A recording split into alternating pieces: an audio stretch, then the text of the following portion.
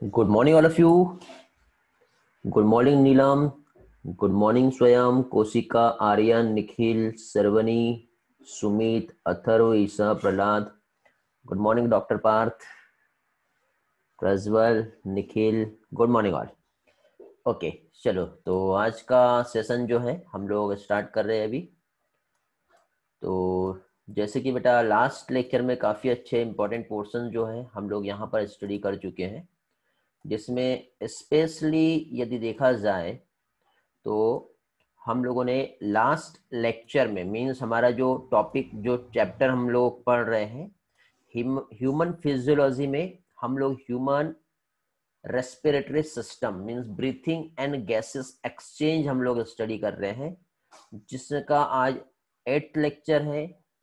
और आज के इस लेक्चर में हम लोग ट्रांसपोर्ट ऑफ कार्बन डाइऑक्साइड ये हम लोग स्टडी करने वाले हैं.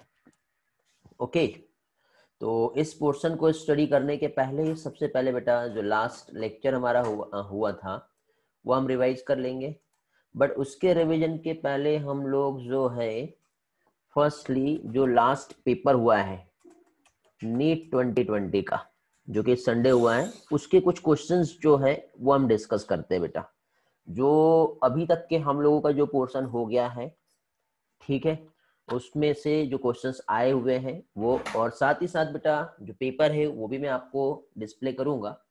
ठीक है, वैसे टेलीग्राम में मैंने पोस्ट कर दिया हूँ, यदि आप लोग टेलीग्राम ज्वाइन कर लिए होंगे तो आप लोगों को मिल गया होगा. तो देखिए बेटा ये क्वेश्चन आया है डाइजेस्टिव सिस्टम से. Goblet cells of alimentary canal are modified from.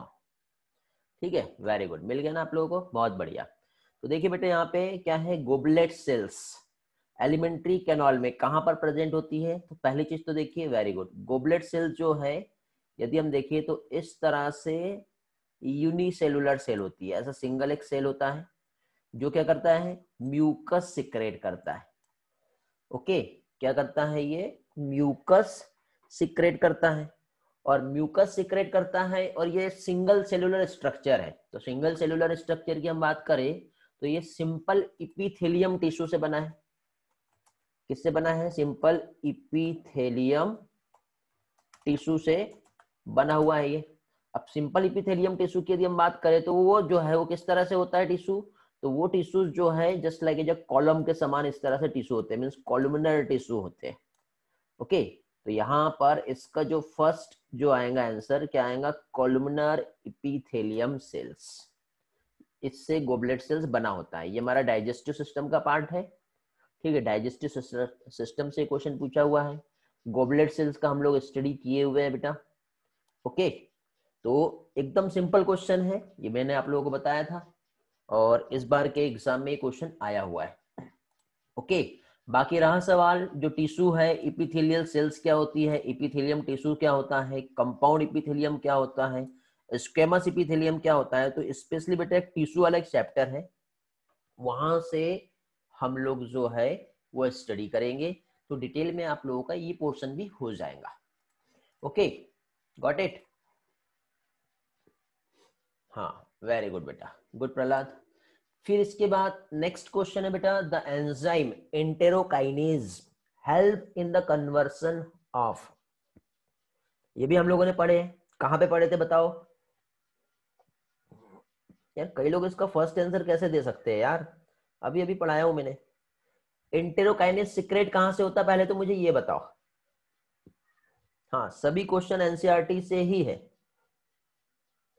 Enterokinase का सिक्रेशन कहां पर होता है, सिर्फ प्रहलाद का आंसर आया है बस, स्वयं का आंसर आया है.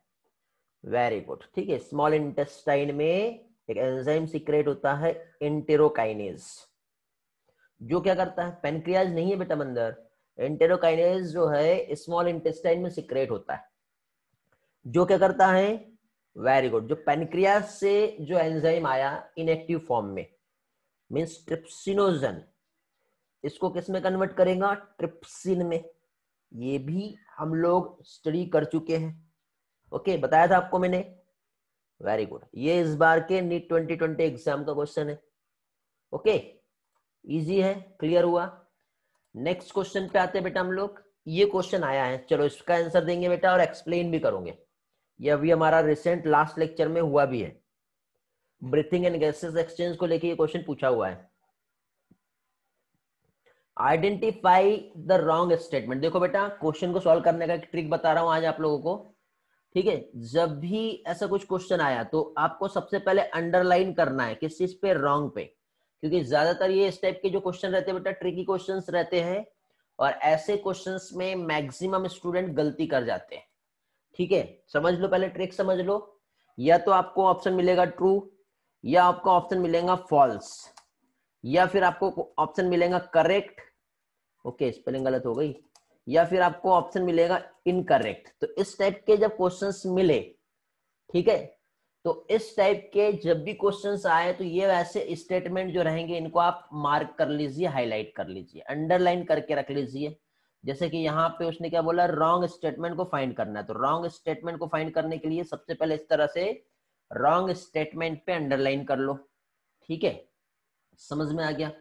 अब रॉन्ग स्टेटमेंट पे अंडरलाइन करने के बाद क्या बोला उसने, ये रॉन्ग स्टेटमेंट हमको फाइंड करना है, और किसके रेफरेंस में, ट्रांसपोर्ट ऑफ ऑक्सीजन, ओके, इसके रिस्पेक्ट में हम लोगों को यहाँ पे रॉन्ग स्टेटमेंट जो है वो समझना है।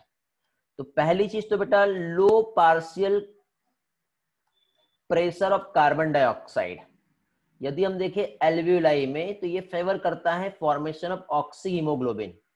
हाँ ये तो सही है, बट हमको क्या देखना है, रॉन्ग वाला देखना है, तो ये स्टेटमेंट तो करेक्ट होता है। Second, binding of oxygen with haemoglobin mainly related होती है किससे, पार्शियल प्रेशर ऑफ ऑक्सीजन। क्या ये सही है क्या, यस नो? वेरी गुड, ये भी सही है, पढ़े हम लोगों ने, ग्रेट। फिर partial pressure of carbon dioxide, ये इंटरफेयर करता है क्या ऑक्सीजन की बाइंडिंग को हीमोग्लोबिन से, यस और नो? ये भी करता है, मतलब ये तीनों भी स्टेटमेंट जो है वो करेक्ट है, बट हमको फाइंड करना है क्या कि इनकरेक्ट स्टेटमेंट, ओके। तो हायर कंसंट्रेशन H+ का एल्वियोलाई में फेवर करता है formation of oxyhaemoglobin, no. H+ ion का कंसंट्रेशन एल्वियोलाई में जाके कम हो जाता है, कम होने के बाद बेटा वो फेवर करेगा, हाई रहा तो फेवर नहीं करता है। तो ये क्वेश्चंस भी इजी था, जो आपके एनसीईआरटी से ही पूछा हुआ है, ठीक है। लेकिन बेटा यदि आप लोग चैप्टर्स को समझ के पढ़ोगे तो चीजें याद रहेगी, और इस टाइप के क्वेश्चंस को आप इजीली सॉल्व कर पाओगे, ओके। काफी स्टूडेंट से मेरी बात हुई है अभी, और मैक्सिमम स्टूडेंट हमारे ऐसे बेटा कि जो अप्रोक्सीमेटली 600 मार्क्स के आसपास जा रहे हैं टोटल स्कोर, ओके। और 600 मार्क्स के आसपास मींस बायो में 330 340 के आसपास स्कोर किए हुए स्टूडेंट, ठीक है। तो मैं कोशिश करता हूं कि, और उम्मीद करता हूं कि आप लोग आउट ऑफ लेके आओगे। कट ऑफ क्या हो सकता है, नियर अबाउट 600 के आसपास ही जाएगा बेटा, हाईएस्ट स्कोर 700 के आसपास जाने की उम्मीद है इस बार का। थोड़ा सा फिजिक्स में गड़बड़ी हुआ है, ठीक, लेकिन हाँ पेपर बहुत इजी आया था, और पेपर इतना इजी था कि स्कोर भी जो है, टारगेट जो है बहुत हाई जाने वाला है, ठीक। और एक और चीज, जो भी मैंने क्लास में नोट्स में पढ़ाया हूँ, टेस्ट में जो क्वेश्चंस लिया हूँ, क्लास में डिस्कस किया हूँ, ऐसे ही क्वेश्चंस ज्यादातर आए हैं। और मैंने स्टूडेंट्स को कहा था बेटा 100% एनसीईआरटी पर ही फोकस करना है, और लास्ट मोमेंट में भी एनसीईआरटी पर ही फोकस करके जाइए, तो आपका स्कोर काफी अच्छा होगा। और लास्ट मोमेंट पे मैंने लास्ट टाइम रिविजन का जो टेलीग्राम पे पोस्ट किया था, और जो उन लोगों का ग्रुप है बेटा, आपके जो सीनियर सुपर सीनियर स्टूडेंट है, उनके ग्रुप में भी मैंने पर्सनली बहुत सारा डेटा जो है वो शेयर किया था, तो उसमें से भी काफी सारे क्वेश्चंस जो है वो डायरेक्ट एज इट इज ऐसे ही आ गए, ओके। तो आप लोगों के लिए भी बेटा मैं आपको एक अच्छा स्टडी प्लान बना के दूंगा, और जैसे इंस्ट्रक्शंस मिलेंगे उसको आप फॉलो करोगे, ठीक है। जो भी मैंने पढ़ाया है और जो भी मैं टारगेट और टास्क आपको दूंगा, यदि आप उसी तरह से कंप्लीट करते हो तो रियल में बेटा आप लोगों का भी स्कोर इसी तरह से आएगा। अभी हाईएस्ट हमारा नियर अबाउट 340 के आसपास जा रहा है, ठीक है। लेकिन आपके टाइम पे और आप लोगों को बेटा 360 आउट ऑफ 360 टारगेट लेके चलना है, मींस बायो में 360 मार्क्स हमको लेके ही आना है, समझ गए। और 360 मार्क्स हमको लेके आना है तो हम एनसीईआरटी तो पढ़ेंगे, लेकिन in additional to NCERT extra जो 20% है, सिर्फ 20% बोल रहा हूँ बेटा मैं, बहुत सारा नहीं, सिर्फ 20% एक्स्ट्रा जाना है, ठीक है।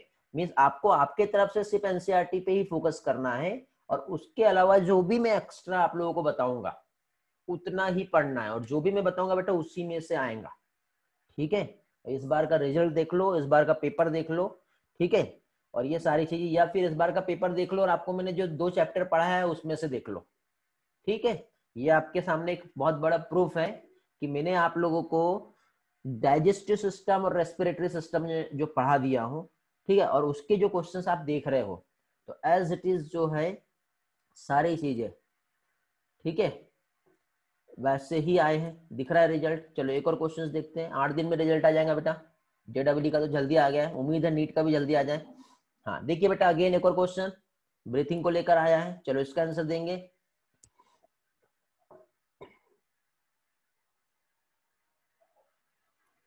Very good. देखिए बेटा, फिर से गलती कर रहे हो आप। सबसे पहले आपको क्या करना है, करेक्ट इवेंट, इस पार्ट को अंडरलाइन करना। क्या बोला है, करेक्ट, तो इनकरेक्ट वाले को अलग कर देना है, ठीक है। मीन्स हमको क्या फाइंड करना है, करेक्ट, और किसके रिस्पेक्ट में, इंस्पिरेशन। और आपको मालूम है इंस्पिरेशन होता है, तो इंस्पिरेशन कब होगा बेटा, तो ये मैकेनिज्म ऑफ ब्रीथिंग पे क्वेश्चन पूछा है, ये हमारा लंग्स रहेगा इस तरह से।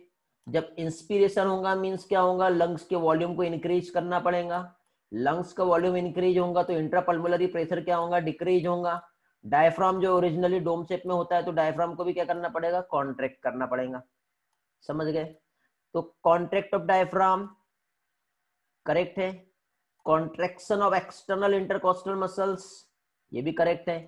पल्मोनरी वॉल्यूम इंक्रीज होता है या डिक्रीज होता है, ये बताओ पहले। आंसर नहीं चाहिए यार, आप तो डायरेक्ट आंसर दे रहे हो, क्वेश्चन को समझना है, रटना नहीं है, समझे। ऐसे रट के आप आंसर दोगे ना तो आप स्कोर नहीं कर पाओगे। हाँ वेरी गुड, डायरेक्ट आंसर नहीं दो, पहले उसके कंसेप्ट को समझो। हाँ, पल्मोनरी वॉल्यूम क्या होगा, इंक्रीज होगा, तो ये वाला एक क्या हो गया, इनकरेक्ट है, तो ये तो हमको देखना ही नहीं है।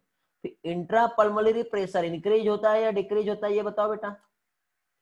इंट्रा पल्मोनरी प्रेशर क्या होगा, डिक्रीज होता है, तो ये वाला और ये वाला तो गलत हो गया, मतलब ए और B, A and B means intrapulmonary pressure. Pressure देखो क्या हो रहा है, लंग्स में वॉल्यूम इंक्रीज हो रहा है, तो प्रेशर जो होगा वो क्या होगा, डिक्रीज होगा, तब जाके ही इंस्पिरेशन होने वाला है, ओके। और यहाँ पे उसने क्या बोला है, प्रेशर इंक्रीज होगा नहीं, वॉल्यूम डिक्रीज होगा नहीं, मीन्स ए और बी ऑप्शन जो है वो सही है, मीन्स इसका करेक्ट आंसर सेकंड है। अब कई लोग फोर्थ कैसे दे रहे थे आंसर, आई डोंट नो, कई लोगों का फोर्थ आंसर आ रहा था यहाँ पर, कैसे फोर्थ आ रहा बेटा बताओ, समझे नहीं होगा आप लोगों ने। प्रेशर तो डिक्रीज होगा ना, इंट्रापल्मोनरी बोला है, एटमॉस्फेरिक नहीं बोला है। और गैस का मूवमेंट कैसा होता है, high pressure to low pressure होता है, पढ़े हम लोगों ने ये भी। हेलो, क्लियर हुआ, वेरी गुड। नेक्स्ट क्वेश्चन देखो बेटा, एक और ये भी क्वेश्चन आया है नीट 2020 में। Identify the correct statement with reference to human digestive system. बताओ, फिर से मैंने पहले कहा हूं, ऐसे क्वेश्चन में मैक्सिमम स्टूडेंट गलत कर जाते हैं। पहले तो करेक्ट पे जाना पड़ेगा। वर्मीफॉर्म अपेंडिक्स डिओडिनम से नहीं आता है, इलियम स्मॉल इंटेस्टाइन में ओपन नहीं होता है, सेरोसा आउटर मोस्ट लेयर है, इनर मोस्ट लेयर नहीं है, तीनों भी गलत हो गए। मींस इसका करेक्ट आंसर जो आएगा वो क्या आएगा, ilium is a highly coiled part of the alimentary canal. समझ में आ गया, तो करेक्ट ये हो गया। अब मुझे बताओ, जितना भी मैंने अभी तक के आपको पढ़ाया उसके रिस्पेक्ट में 5 क्वेश्चंस मैंने आप लोगों के साथ डिस्कस किए, मतलब 2 चैप्टर आप लोगों ने पढ़े, उन 2 चैप्टर में 5 क्वेश्चंस आ गए। 5 × 4 कितना होता है, 20 मार्क्स तो आपको सिर्फ 2 चैप्टर्स पढ़ के ही मिल गए, समझे। तो बेटा ह्यूमन फिजियोलॉजी जो है इसका वेटेज बहुत ज्यादा है, पहली चीज, समझे। यानी 20 मार्क्स सिर्फ 2 चैप्टर पढ़ के आप कंप्लीट कर रहे हैं, कवर कर रहे हैं। तो पहला रीजन सबसे पहले इस चैप्टर को स्टार्ट करने का यही है कि वेटेज ज्यादा है। सेकंड रीजन बेटा, इसमें बहुत सारे पोर्शन को समझ के पढ़ना है, ऐसा नहीं कि स्पीड में भाग रहे हैं। ठीक है, बात के बहुत सारे चैप्टर्स ऐसे रहते हैं जिसको हम पढ़े नहीं भी, थ्योरी वाले रहते हैं, तो उसको हम स्पीड अप भी कर लेंगे ना तो कोई प्रॉब्लम नहीं होगा। शुरुआत में स्लोली हमको चलना है, एक एक कंसेप्ट को समझते हुए चलना है, रटना नहीं है, समझना है। ठीक है, हाँ, जहाँ थ्योरी रहेंगी वहां पे हम रटेंगे, लेकिन थ्योरी को भी समझ के रटेंगे। तो इस तरह से, इस रूल से आप चलोगे तो आपका स्कोर काफी अच्छा आएगा। ठीक है, नहीं तो कई लोगों का हो सकता था कि ऑब्जेक्शंस कि सर आपने यहाँ पे जो हम लोगों को ये बताए कि सबसे पहले आप ह्यूमन फिजियोलॉजी क्यों चालू करें, तो रीजन बेटा बताना जरूरी नहीं है ना, कॉन्सेप्ट समझना है और रीजन क्यों है। अब आपको इस एग्जाम को लेकर के जब रिजल्ट सामने आए तो आपको समझ में आ गया होगा कि सबसे पहले मैंने ह्यूमन फिजियोलॉजी ही क्यों स्टार्ट किया हूँ। ठीक है, मीन्स मेरा जो है बेटा लेक्चर का सीक्वेंस जो है वो थोड़ा सा अलग मिलेगा आपको, एनसीईआरटी के अकॉर्डिंग हम नहीं चलेंगे, लेकिन जो सीक्वेंस रहेगा बेटा एक चैप्टर दूसरे चैप्टर से कनेक्टेड रहेगा। ठीक है, तो उसी वे में हम लोग यहाँ पे स्टडी करेंगे। तो फाइनली बेटा नेक्स्ट पोर्शन जो है ट्रांसपोर्ट ऑफ कार्बन डाइऑक्साइड आज हम लोगों को स्टडी करना है, लेकिन एक बार रिवाइज कर लेते हैं सबसे पहले हम लोग। ठीक है, ट्रांसपोर्ट ऑफ जो है इसके पहले जो हमारा लास्ट लेक्चर में हुआ है, थोड़ा सा एनसीईआरटी और थोड़ा सा एनसीईआरटी के बाहर का पोर्शन जो है हम लोगों को यहाँ पर देखना है। ओके, एक मैं डायरेक्टली पीडीएफ शेयर कर रहा हूँ आप लोगों के साथ, और इसी पीडीएफ जो है, ठीक है, आपको मैं पोस्ट भी कर दूंगा। ठीक, तो आपको इसका हेल्प भी मिलेगा। ठीक है, तो देखिए बेटा ट्रांसपोर्ट ऑफ गैसेस की यदि हम बात करें तो गैसेस ट्रांसपोर्ट में हम लोगों ने ऑलरेडी स्टडी किए हैं, एक तो ऑक्सीजन का ट्रांसपोर्ट, और आज हम लोग स्टडी करने वाले हैं कार्बन डाइऑक्साइड का ट्रांसपोर्ट। ओके, तो ऑक्सीजन जो कि 97% ऑक्सीजन जो है आरबीसी के थ्रू ब्लड की हेल्प से ट्रांसपोर्ट हो रही है, और रिमेनिंग जो बचा 3% ऑक्सीजन वो डिजॉल्व स्टेट में प्लाज्मा के थ्रू इसका क्या होता है, ट्रांसपोर्ट होता है। कार्बन डाइऑक्साइड आज हम लोग स्टडी करने वाले हैं, जिसमें बेटा 20 से लेके 25% कार्बन डाइऑक्साइड जो है इसका ट्रांसपोर्ट जो होता है वो आरबीसी में प्रेजेंट होता है हीमोग्लोबिन, और हीमोग्लोबिन में जब कार्बन डाइऑक्साइड बाइंड करता है तो बनता है कार्बा अमीनो हीमोग्लोबिन। तो कार्बा अमीनो हीमोग्लोबिन के फॉर्म में इसका क्या होगा, ट्रांसपोर्ट होगा। फिर 70% जो हम देखें तो बाई कार्बोनेट आयन के फॉर्म में कार्बन डाइऑक्साइड का ट्रांसपोर्ट होता है, और रिमेनिंग बचा 7%, तो 7% बेटा प्लाज्मा के थ्रू डिसॉल्व स्टेट में ट्रांसपोर्ट होगा।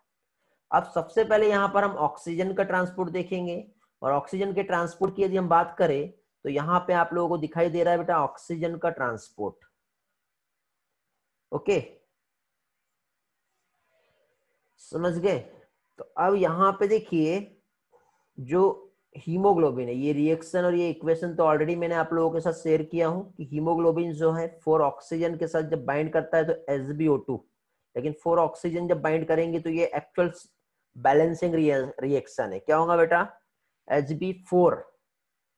ठीक है, 4 मीन्स यहाँ पे जो आयरन होता है, ठीक है, हीमोग्लोबिन के पास क्या होता है, आयरन होता है, और आयरन जो होता है ये 2+ स्टेज में होता है। ठीक है, तो अब यहाँ पे हीमोग्लोबिन जो है इसके साथ क्या हो रहा है बेटा, 4 मॉलिक्यूल ऑक्सीजन एक हीमोग्लोबिन के साथ ज्वाइन हो सकते हैं। ठीक है, तो एल्वियोलाई में SbO2 या फिर ऑक्सी हीमोग्लोबिन फॉर्म होगा, और टिश्यू में बेटा ऑक्सी हीमोग्लोबिन से जो बना है वो रिटर्न बैक हो जाएगा।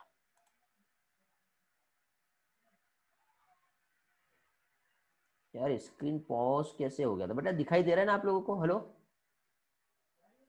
ऑडियो क्लियर है क्या, रिस्पॉन्स करेंगे, कुछ प्रॉब्लम तो नहीं हुआ?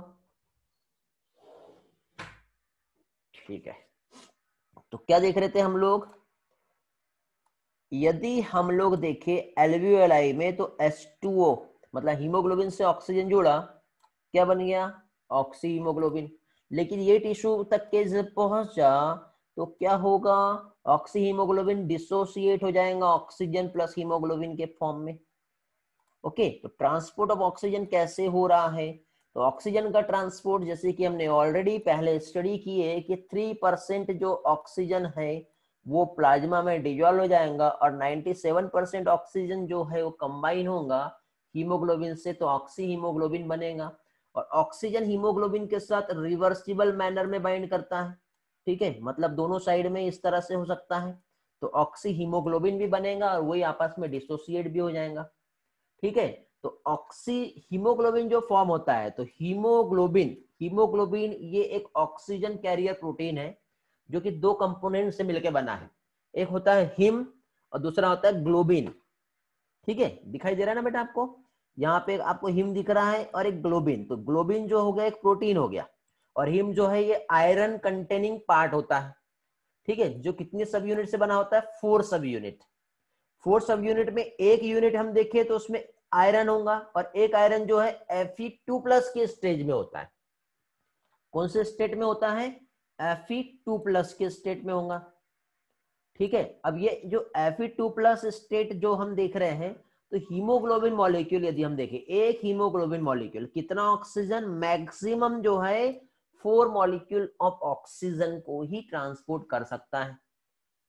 समझ में आ गया, तो ये तो हमें समझ में आ गया। अब हम लोग यहाँ पे देखेंगे बेटा थोड़ा सा एडिशनल पोर्शन, मींस यहाँ पे क्या चीज, 1 ग्राम जो हीमोग्लोबिन है, देखो आप ना क्या करना, इसके लिए थोड़ा सा ट्रिक लिखना।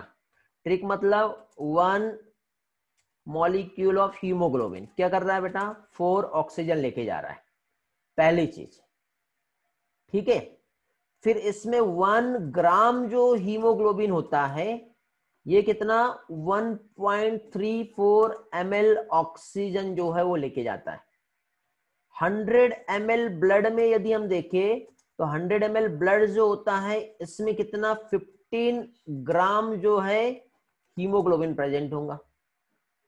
मतलब 100 ml ब्लड जो होगा वो कितना, 100 ml जो ब्लड होगा ये कितने ऑक्सीजन को लेके जाएगा बेटा, तो ये बेटा 20 ml ऑक्सीजन जो है इसको कैरी करेगा। ऐसा आप नोट कर लेना, ये सारे पॉइंट्स तो आपको सारी चीजें याद रहेंगे और ये अभी के अभी नोट करते चलो बेटा, ठीक है, अभी के अभी याद कर लेना है। एक हीमोग्लोबिन 4 ऑक्सीजन, ठीक है। उसके बाद 1 ग्राम हीमोग्लोबिन कितना, 1.34 ml ऑक्सीजन। 100 ml ब्लड में कितना हीमोग्लोबिन होता है, 15 ग्राम।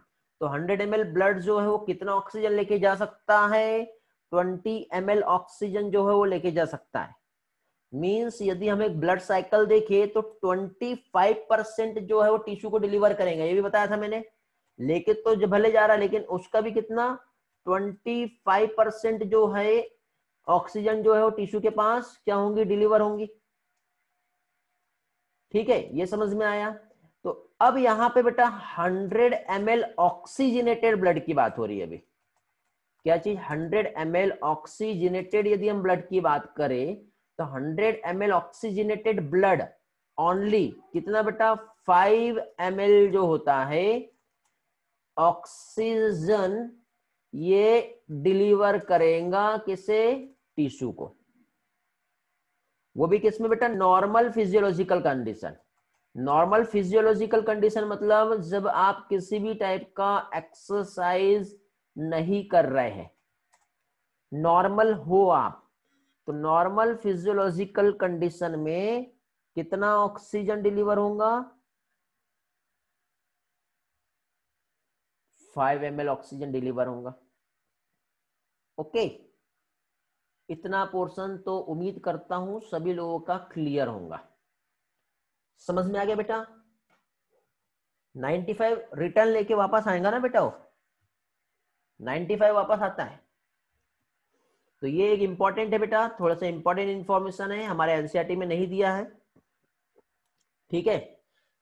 यदि जिससे डाइजेस्ट नहीं होता है ये पार्ट बेझिझक छोड़ सकते हो, डोंट वरी, कोई प्रॉब्लम नहीं। हाँ टेस्ट में तो क्वेश्चन में दूंगा, स्कोर कम आए या ज्यादा आए कोई मायने नहीं देता। यदि आप लोग टेलीग्राम ग्रुप में मेरे साथ ज्वाइन हुए हो तो बहुत सारा मैंने मोटिवेशन जो स्टूडेंट्स को बेस्ट विशेष के थ्रू दिया था, तो आपने पढ़े होंगे वहां पे बहुत सारा, तो आपको समझा होगा कि क्या चीज है, ठीक है। और जो लोग टेलीग्राम ज्वाइन नहीं किए हैं तो कोई प्रॉब्लम नहीं बेटा, कोई फोर्स और कोई जबरदस्ती नहीं है, चॉइस आपकी है। टेलीग्राम यदि आपको कंफ्यूज करता है, आपको समझ में नहीं आता है, तो एक बार मैं आपको समझा दूंगा टेलीग्राम के इम्पोर्टेंस। बट ध्यान रहे, यदि आपको टेलीग्राम बहुत ज्यादा कंफ्यूज कर रहा है तो या तो टेलीग्राम को क्विट कर जाओ, लीव कर लो, ठीक है, लेफ्ट कर सकते हो आप लोग, या फिर उसको ऐसे ही रहने दो, टेलीग्राम पे ध्यान नहीं दो। क्योंकि फाइनली जो भी डेटा है आपको आपके व्हाट्सएप ग्रुप जो है हमारा डीडीएस ऑफिशियल जो ग्रुप है उसमें सारी चीजें आपको प्रोवाइड हो ही जाती है। हाँ, थोड़ा सा डिले होता है बेटा, लेकिन सारा डेटा आपको वहां पे प्रोवाइड हो जाता है। टेलीग्राम एक सप्लीमेंट्री मटेरियल है।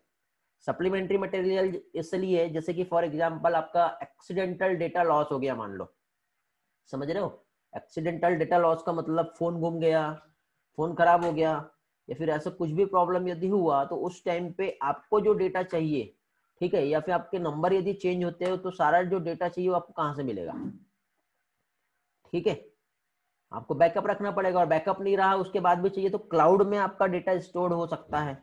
तो क्लाउड डेटा स्टोरेज सबसे बेस्ट एक ही ऑप्शन है आपके पास, ठीक है, जो क्या है, टेलीग्राम है। तो वहां पे आपको सारी चीजें मिल जाएगी। ओके, चलो, अब कई लोगों को कंफ्यूजन हो रहा है तो मैं आपको समझा दूंगा उसके इंपॉर्टेंस क्या है। फिलहाल यहाँ पे देखो, अभी हम लोग यहाँ पे जो स्टडी किए हैं क्या चीज, 1 ग्राम हीमोग्लोबिन जो होता है 1.34 ml ऑक्सीजन लेके जा रहा है, 100 ml ब्लड जो है, ये सारी चीजें जो मैंने आपको एक्सप्लेन किया थ्योरी में यहाँ पे हमारे पास दिया हुआ है वो हम देखेंगे। तो देखो बेटा, यहाँ पे क्या बता रहा था मैं आपको, 1 ग्राम हीमोग्लोबिन ट्रांसपोर्ट कर रहा है 1.34 ml ऑक्सीजन। तो 100 ml यदि ब्लड देखे तो 15 ग्राम ऑक्सीजन लेके जाएंगे, और 100 ml ब्लड जो है अप्रोक्सीमेटली 20 ml ऑक्सीजन को कैरी करता है। तो कंडक्टिंग साइकिल की बात करें, मतलब एक साइकिल जो होता है ना कंप्लीट, जैसे ब्लड हार्ट तक के आता है, हार्ट से लंग्स पे जाएगा, लंग्स से हार्ट पे आएगा, हार्ट से बॉडी पे जाएगा, तो इस तरह से जो ट्रांसपोर्ट होता है तो उसमें 25% जो होगा ऑक्सीजन टिश्यू तक के क्या होगा, डिलीवर होगा। तो इसमें नॉर्मल फिजियोलॉजिकल कंडीशन में यदि हम देखें तो 100 ml ऑक्सीजनेटेड ब्लड जो है टिश्यू को सिर्फ और सिर्फ 5 ml ही ऑक्सीजन जो है वो डिलीवर करेगा। ये वाले पॉइंट सभी लोगों के क्लियर हो गए बेटा, या किसी को कुछ पूछना है? ऊपर का जो मैंने डेटा शॉर्ट में नोट करा के दिया है, आप लोगों ने नोट कर लिए सभी लोगों ने? वेरी गुड, चलो कर लिए नोट, बहुत बढ़िया। फिर इसके बाद देखिए बेटा, अब ऐसा थोड़ी कि कभी भी आएगा ऑक्सीजन और ज्वाइन हो जाएगा। ऑक्सीजन की यदि हम बाइंडिंग देखें तो ऑक्सीजन कभी भी तो जुड़ता नहीं है ना। ऑक्सीजन कब आके बाइंड होता है? तो ऑक्सीजन की बाइंडिंग जो है वो डिपेंड करती है किस पर? पार्शियल प्रेशर पर। पढ़े हम लोगों ने? तो पार्शियल प्रेशर किसका? तो पार्शियल प्रेशर जो रहेगा उसमें ऑक्सीजन आएगा, कार्बन डाइऑक्साइड आएगा, टेम्परेचर आएगा, ठीक है, इनका कंसेंट्रेशन कितना है, ये बहुत ही इंपॉर्टेंट फैक्टर है बेटा, जो ऑक्सीजन को हीमोग्लोबिन के साथ बाइंड करने के लिए हेल्प करते हैं, ठीक है। मतलब ऑक्सीजन जो है, देखो आपने सुने होंगे कि ऑक्सीजन किसी के भी साथ रिएक्ट करता है, तो जब रिएक्ट करता है तो उसको ऑक्सीडाइज कर देता है, और ऑक्सीडेशन मतलब होता है ब्रेकडाउन, डैमेज कर देगा। तो ऑक्सीजन बेटा हीमोग्लोबिन को ऑक्सीडाइज नहीं करता है। ये क्वेश्चन एग्जाम में आपको पूछा जा सकता है कि oxygen does not oxidise haemoglobin, why? बताओ।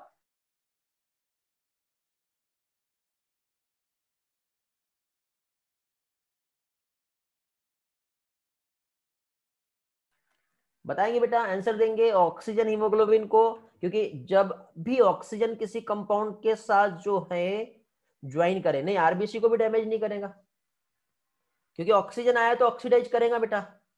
ये तो हो रहा ना, सेल में जब ग्लूकोज के पास जा रहा है तो ग्लूकोज को तोड़ रहा है, वो ग्लाइकोलाइसिस हो रही है कि नहीं?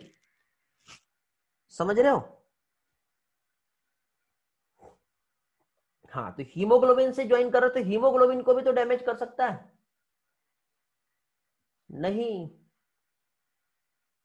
बेटा, आप तो डायरेक्ट वहां पे जो लिखा हुआ है वही पढ़ के समझा रहे हो मुझे, ऐसा नहीं बेटा, वहां पे जो लिखा हुआ नहीं वहां पे नहीं जाना है, रिटन पोर्शन पे नहीं जाना है, अपना दिमाग लगाओ। मैंने थोड़ी देर पहले ही आप लोगों को क्या बताया था, हीमोग्लोबिन के पास एक हिम ग्रुप है और दूसरा ग्लोबिन पार्ट है। हिम में आयरन होता है। आयरन कौन से स्टेज में होता है बेटा? Fe2+ स्टेज में होता है। तो Fe2+ स्टेज जो है ऑक्सीजन को ले लेगा, समझे? तो Fe2+ और Fe3+ दो स्टेज होती है आयरन की, एक फेरिक होता है और एक फेरस होता है, समझे? तो इसलिए क्या होता है, ऑक्सीजन हीमोग्लोबिन के साथ ज्वाइन करके ऑक्सीजनेशन हो रहा है, बट उसका डैमेज नहीं होता है वहां पर। ठीक है, नीचे देखो, यहाँ पे आगे देखो स्टेटमेंट दिया हुआ है कि यहाँ पे जो वैलेंसी जो आयरन की होती है 2 होती है, तो उससे ऑक्सी हीमोग्लोबिन फॉर्म होगा। ठीक है, लेकिन यही ओजोन की हम बात करें ना, तो ओजोन मतलब O3, ये हीमोग्लोबिन को ऑक्सीडाइज कर सकता है बेटा, ये डैमेज कर सकता है। ठीक है, ये एक हमारा इन्वायरमेंट पॉल्यूटेंट का टाइप है जो गैसियस फॉर्म में प्रेजेंट होता है। हाँ ठीक है, समझ में आ गया। आगे बढ़ते हैं। इसके बाद नेक्स्ट पोर्शन बेटा, ऑक्सी हीमोग्लोबिन फॉर्म हो गया। चलो आगे बढ़ते हैं इसी के साथ साथ। अभी यहां पे देखिए कौन सा वाला पोर्शन देखना अभी हम लोगों को, फैक्टर देख लिए, हीमोग्लोबिन देख लिए, इन्वायरमेंट पॉल्यूटेंट देख लिए। डिसोसिएट होता है बेटा वो, ओके, होता है डिसोसिएट। हाँ, अभी देखिए बेटा आगे का पोर्शन जो है, अब ऑक्सी हीमोग्लोबिन जो है फाइनली कहां पहुंचा? टिश्यू तक के पहुंच गया, पहुंचा। और जैसे टिश्यू तक के पहुंचा तो ऑक्सीजन हीमोग्लोबिन से क्या होगा, डिसोसिएट हो जाएगा और इस तरह से ऑक्सीजन टिश्यू तक के पहुंच जाएंगी। मतलब ब्लड से ऑक्सीजन जो है, ठीक है, देखो मैं डायग्राम बना रहा हूं फिर से। ये हो गया एल्वेओलाई, एल्वेओलाई में था ऑक्सीजन, ऑक्सीजन डिलीवर हो गया कहां पर? ऑक्सीजन की डिलीवरी हो गई ब्लड में। ब्लड में ऑक्सीजन जैसे ही पहुंचा तो ऑक्सीजन जो है बाइंड किया किसके साथ? हीमोग्लोबिन के साथ। हीमोग्लोबिन से जैसे ही बाइंडिंग हुई, बाइंडिंग होने के बाद फिर ये क्या होगा, डिलीवर होगा। डिलीवर होते होते मतलब पहले तो ट्रांसपोर्ट हुआ, ट्रांसपोर्ट होते होते ये हमारा ब्लड है, ये यहाँ तक पहुंच गया। किस फॉर्म में पहुंचा है ये? ऑक्सी हीमोग्लोबिन के फॉर्म में पहुंचा है। अब ऑक्सी हीमोग्लोबिन के फॉर्म में पहुंचा है तो अब यहाँ पे क्या प्रेजेंट है बताओ? तो यहाँ पे प्रेजेंट है टिश्यू सेल्स, यहाँ पे प्रेजेंट है। ठीक है, तो इस तरह से यहाँ पे जो है क्या चीज, टिश्यू और सेल्स प्रेजेंट है। तो अब टिश्यू और सेल्स क्या करेंगे? टिश्यू और सेल्स ऑक्सीजन को पकड़ेंगे, खींचेंगे अपने तरफ। तो अपने तरफ कैसे, अपने आप तो आ ही नहीं, आएगा नहीं। ठीक है, तो इस तरह से यहाँ पे जो सेल्स है, टिश्यूज जो है, यहाँ से ऑक्सीजन जो है ये इधर पहुंच जाएगा। कैसे पहुंचेगा? तो सबसे पहले हीमोग्लोबिन और ऑक्सीजन टूटेगा, किसकी वजह से टूटेगा? कार्बन डाइऑक्साइड की वजह से टूटेगा, समझ गए? तो ये होता है बेटा, और इस तरह से ऑक्सीजन जो है वो टिश्यू के पास डिलीवर हो जाएगा। Got it? ये ऑलरेडी इसके पहले भी हम लोग स्टडी कर चुके हैं। तो अब यहाँ पे हमको समझना है कि ऑक्सीजन हीमोग्लोबिन से जुड़ा उसको हम कैसे समझेंगे। तो इसको समझने के लिए यहाँ पे आता है ऑक्सीजन डिसोसिएशन एसोसिएशन कर्व। तो इस कर्व के माध्यम से यहाँ पे हम लोगों ने समझे थे। ठीक है, तो ये जो कर्व है यदि हम देखें तो इसमें देखिए ऑक्सीजन डिसोसिएशन कर्व मतलब हम एक ग्राफ को प्लॉट कर रहे हैं। तो ग्राफ का जब प्लॉटेड होगा तो प्लॉटेड कैसे हो रहा है? तो देखो यहाँ पे पहली चीज तो पार्शियल प्रेशर मतलब कितना % ऑक्सीजन हीमोग्लोबिन से जुड़ा है, ये इस डायरेक्शन पे, और एक्चुअली पार्शियल प्रेशर ऑक्सीजन का कितना है वो इस डायरेक्शन पे हमको देखने को मिलेगा, जिसकी वजह से ये कर्व हमें हमेशा जो मिलेगा वो कैसा रहेगा? सिग्मोइड रहेगा। तो जब हम ऑक्सीजन के पार्शियल प्रेशर को हीमोग्लोबिन के साथ सेचुरेट कितना हो रहा है उसको प्लॉटेड करते हैं तो वो कहलाता है ऑक्सीजन डिसोसिएशन कर्व। क्या कहलाएगा ये? Oxygen dissociation curve. इसको डिसोसिएशन एसोसिएशन कर्व भी कह सकते हैं। ठीक है, तो अब यहां पे इस कर्व का हमको स्टडी करना है तो ये किस पर डिपेंड करेगा? तो ये डिपेंड करेगा वहां पे कितना प्रेशर कार्बन डाइऑक्साइड का है, वहां पे पीएच एसिडिक है या एल्केलाइन है, मींस H+ आयन का कंसंट्रेशन कितना है, यहाँ का टेम्परेचर भी कितना है, तब जाके बेटा ऑक्सीजन हीमोग्लोबिन के साथ बाइंड कर पाएगा। हाँ, ये पीडीएफ मिलेगा बेटा आप लोगों को, लेकिन जो इंपॉर्टेंट डेटा मैं बताता हूँ वो नोट करना है, ठीक है। ये पीडीएफ नोट्स के साथ शेयर होगा आप लोगों के, ओके। हाँ, फिर अब देखो यहाँ पे बहुत ही इंपॉर्टेंट शिफ्ट टू लेफ्ट और शिफ्ट टू राइट, ये बहुत ही इंपॉर्टेंट है, ठीक है। मतलब यहाँ पे हम लोगों ने जो डिसोसिएशन कर्व जो देखे थे, इस तरह से यदि यहां से इधर साइड शिफ्ट हो गया तो इसको क्या बोलते हैं, राइट। और राइट साइड में शिफ्ट होना मतलब ऑक्सीजन का हीमोग्लोबिन से दुश्मनी हो गई, मतलब ऑक्सीजन और हीमोग्लोबिन जो है एक दूसरे से दूर जा रहे हैं। और यही ऑक्सीजन डिसोसिएशन कर्व इधर लेफ्ट साइड में शिफ्ट होगा तो ऑक्सीजन और हीमोग्लोबिन की एफिनिटी स्ट्रांग हो गई, तो ये दोनों आपस में एक साथ क्या होंगे, जुड़ जाएंगे। तो यही हम लोगों ने देखे। तो यहाँ पे देखो इस डेटा के फॉर्म में आपको मैंने यहाँ पे रिप्रेजेंट किया हूं, क्या चीज, shift to left means increase the affinity between oxygen और haemoglobin, shift to right means decrease the affinity between oxygen and haemoglobin, मतलब डिसोसिएट हो जाएगा वो, ठीक है। एज इट इज, ऐसा ही एग्जाम में क्वेश्चन पूछा जाता है, एज इट इज एग्जाम में क्वेश्चन आएगा बेटा, एज इट इज।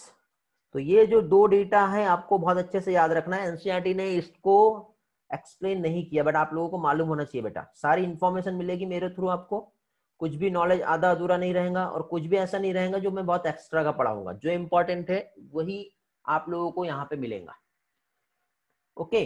आगे देखिए बेटा, कुछ फैक्टर्स है जो डिसोसिएशन और एसोसिएशन में बहुत मायने देते हैं। मतलब मुझे ये बताओ कि टेम्परेचर हाई हो गया, पीएच लो हो गया, कंसंट्रेशन H+ हाई हो गया, हाई CO2 रही और लो O2 रही, तो क्या होगा बताओ, ऑक्सीजन कर्व किधर साइड शिफ्ट होगा,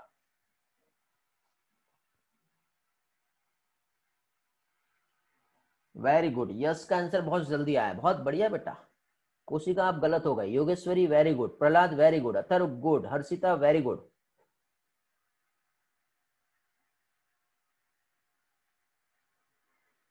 ओके हाँ बेटा, ये डेटा टेलीग्राम और व्हाट्सएप दोनों पे शेयर हो जाएगा, डोंट वरी, टेंशन ना लो, ओके। ये बहुत अच्छे नोट्स है बेटा, और मैंने पहले कहा हूं, पहले हम लोग सिर्फ एनसीईआरटी पे चलेंगे। एनसीईआरटी एक बार जब हो गया तो थोड़ा सा एनसीईआरटी से बाहर हमको कुछ किसी टॉपिक में 2% और किसी टॉपिक में हमको 20% जाना है, उतना हम लोग जाएंगे।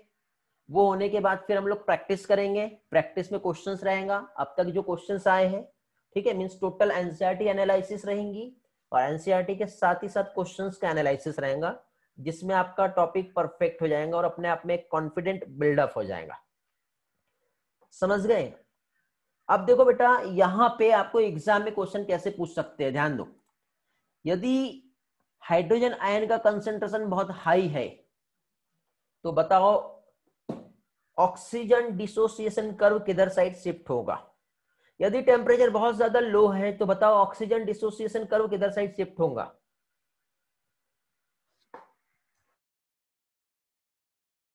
बताते जाओ बेटा, वेरी गुड। मुझे बताओ पीएच यदि एल्केलाइन है तो ऑक्सीजन डिसोसिएशन कर्व किधर साइड जाएगा।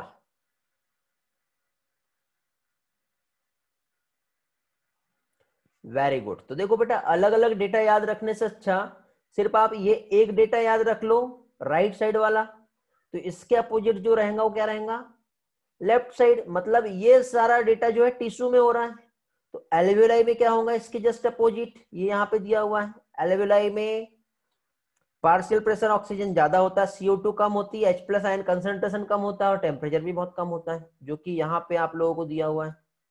और ये कुछ फैक्टर है बेटा जो ऑक्सीजन को हीमोग्लोबिन से जोड़ने में फेवर करते हैं, समझ गए। इसके अलावा कुछ इंपॉर्टेंट एक्स्ट्रा के पॉइंट्स हैं जो हम लोगों को समझना है, ये कुछ बेसिक थे बट इसके अलावा इंपॉर्टेंट एक्स्ट्रा पॉइंट्स है, ध्यान देंगे, ठीक है। ये वाला डेटा कुछ लोगों को कंफ्यूज करता है तो आप इसे छोड़ सकते हो, ठीक है, लेकिन इसके नीचे मैंने जितना भी हाईलाइट किया है ये आप लोगों को याद रखना है, ठीक। तो पहली चीज तो बेटा मैं आपको डीपीजी क्या होता है वो समझा दे रहा हूं, ठीक है। वहां पे जो लिखा हुआ उसको हटा देते, नहीं तो आप सिर्फ वही पढ़ोगे। यहां पे सबसे पहले हम लोग क्या देखेंगे बेटा, डीपीजी क्या होता है, डीपीजी, ठीक है, डाइफॉस्फोग्लिसरल्डिहाइड बोलते हैं इसको। डाइफॉस्फोग्लिसरल्डिहाइड मींस हमने खाना खाए, जैसे फूड कंज्यूम किया उसका हुआ डाइजेशन, डाइजेस्ट होने के बाद फूड कन्वर्ट हुआ किस में बताओ, ग्लूकोज में। जब ग्लूकोज का ऑक्सीडेशन होता है तो ऑक्सीडेशन होने के बाद ग्लूकोज जो है कन्वर्ट होता है सबसे पहले ग्लूकोज 6 फॉस्फेट में। ध्यान से सुनो, भले याद हो या ना हो, सिर्फ समझने के लिए ध्यान देना। सबसे पहले ग्लूकोज कन्वर्ट होता है किसमें, ग्लूकोज 6 फॉस्फेट में। फिर ग्लूकोज 6 फॉस्फेट से फ्रक्टोज 6 फॉस्फेट बनेगा, फिर फ्रक्टोज 1,6 बिस फॉस्फेट बनेगा। फिर उसके बाद ये दो पार्ट में कन्वर्ट होता है, जिसमें एक क्या होता है, डाइहाइड्रोक्सी एसीटोन फॉस्फेट, DHAP बोलते हैं, और उसी के साथ साथ ग्लिसरल्डिहाइड 3 फॉस्फेट जिसको DPG कहते हैं।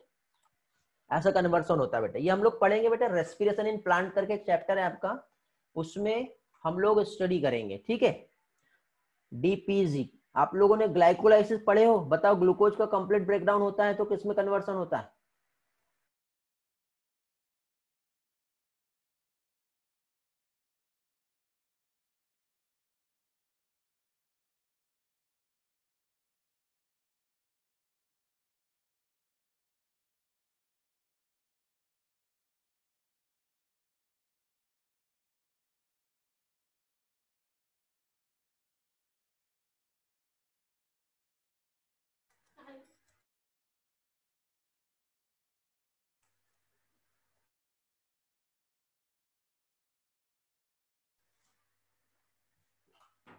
हाँ आप लोगों ने ग्लाइकोलाइसिस पढ़े हैं, कुछ लोगों का आंसर आ रहा है, गुड।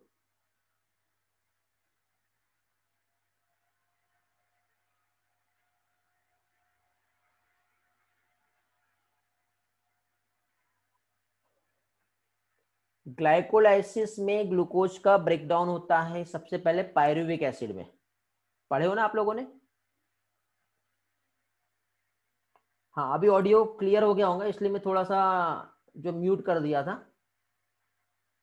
ठीक है, वो नेटवर्क का इशू आ गया था इसलिए थोड़ा सा आपको पॉज किया था मैंने, अभी सही होगा। हाँ देखिए बेटा, ग्लूकोज डाइजेस्ट नहीं होता हमारे डाइजेस्टिव सिस्टम में, ग्लूकोज का ऑक्सीडेशन होता है, मींस यहाँ पे कैटाबॉलिक एक्टिविटी होती है, तो उससे कहते हैं ग्लाइकोलाइसिस। ग्लाइकोलाइसिस में क्या होगा, ग्लूकोज का ब्रेकडाउन होगा सबसे पहले पायरुविक एसिड में, और पायरुविक एसिड के बाद, ठीक है, आगे इसका कन्वर्सन होता है CO2 प्लस H2O में, और उससे बनती है एनर्जी।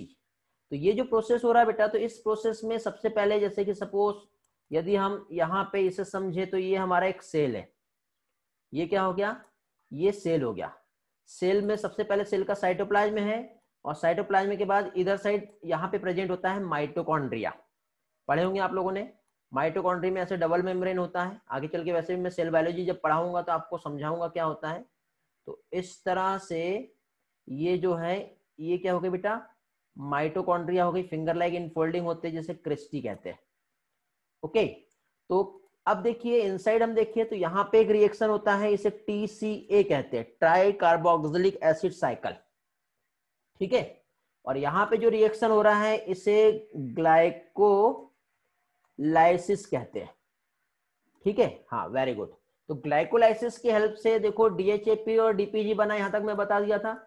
ये आगे चल के कन्वर्ट होता है, और कन्वर्ट होने के बाद ये क्या बनाएगा बेटा, ये बनाता है पायरुविक एसिड। ये सब मैं आपको आगे चल के डिटेल में समझाऊंगा, टेंशन ना लो, सारी चीजें याद भी हो जाएगी। पिंक कलर बराबर नहीं दिख रहा, थोड़ा बहुत दिख रहा होगा आपको, ठीक है, सिर्फ डायग्राम ही ड्रॉ किया हूं मैंने। अब पायरुविक एसिड जो है ये कहां पे बना बेटा, पायरुविक एसिड फॉर्म हुआ है सेल में, ठीक है, येलो कलर दिखाई दे रहा है, ये दिखेगा अच्छे से। पायरुविक एसिड जो है कहां पे फॉर्म हुआ, सेल में बना है। अब सेल में बनने के बाद पायरुविक एसिड ये डायरेक्टली कहां चले जाएगा, माइटोकॉन्ड्रिया में, और माइटोकॉन्ड्रिया में पायरुविक एसिड का कन्वर्सन होता है। तो कन्वर्सन जो होता है यहाँ पे CO2 और साथ ही साथ यहाँ पे बनाता है H2O। अब ये ऊपर नीचे नहीं लिख पाऊंगा मैं 2 को, ठीक है, तो CO2 और H2O बन गया, समझ में आया। तो इस तरह से फाइनली उसके बाद यहाँ पे बनती है एनर्जी, ठीक है। फाइनली इस तरह से यहां पे क्या फॉर्म होगा, एनर्जी का फॉर्मेशन होगा। क्लियर हुआ। तो अभी यहाँ पे ग्लाइकोलाइसिस और उसके बाद टीसीए, टीसीए को बोलते हैं ट्राई कार्बोक्सिलिक एसिड साइकिल। अभी क्यों बोलते हैं और यहाँ पे स्टेप बाय स्टेप क्या मैकेनिज्म होता है, ये मैं आप लोगों को आगे आने वाले लेक्चर्स में डिटेल में बताऊंगा। यहाँ पे बताऊंगा तो कंफ्यूज हो जाओगे। तो यहाँ पे हम लोगों को समझने के लिए हमारे लिए इंपॉर्टेंट है बेटा डीपीजी। क्या होता है बेटा, डीपीजी। तो डीपीजी का यदि कंसंट्रेशन सेल में ज्यादा हो जाता है या फिर ब्लड में डीपीजी का कंसंट्रेशन ज्यादा हुआ है, जनरली ये तो फॉर्म सेल में हो रहा है, लेकिन कभी कभी क्या है वहां से ब्लड में यदि आ गया और इसका कंसंट्रेशन ज्यादा हो गया तो क्या होगा, तो ये इंटरफेयर करता है ऑक्सीजन हीमोग्लोबिन की बाइंडिंग को। मतलब यहाँ पे जैसे ही डीपीजी का कंसंट्रेशन इंक्रीज होगा तो ये डिसोसिएट करता है ऑक्सी हीमोग्लोबिन को। समझ में आया क्या, पूछो जल्दी से, कुछ डाउट है तो।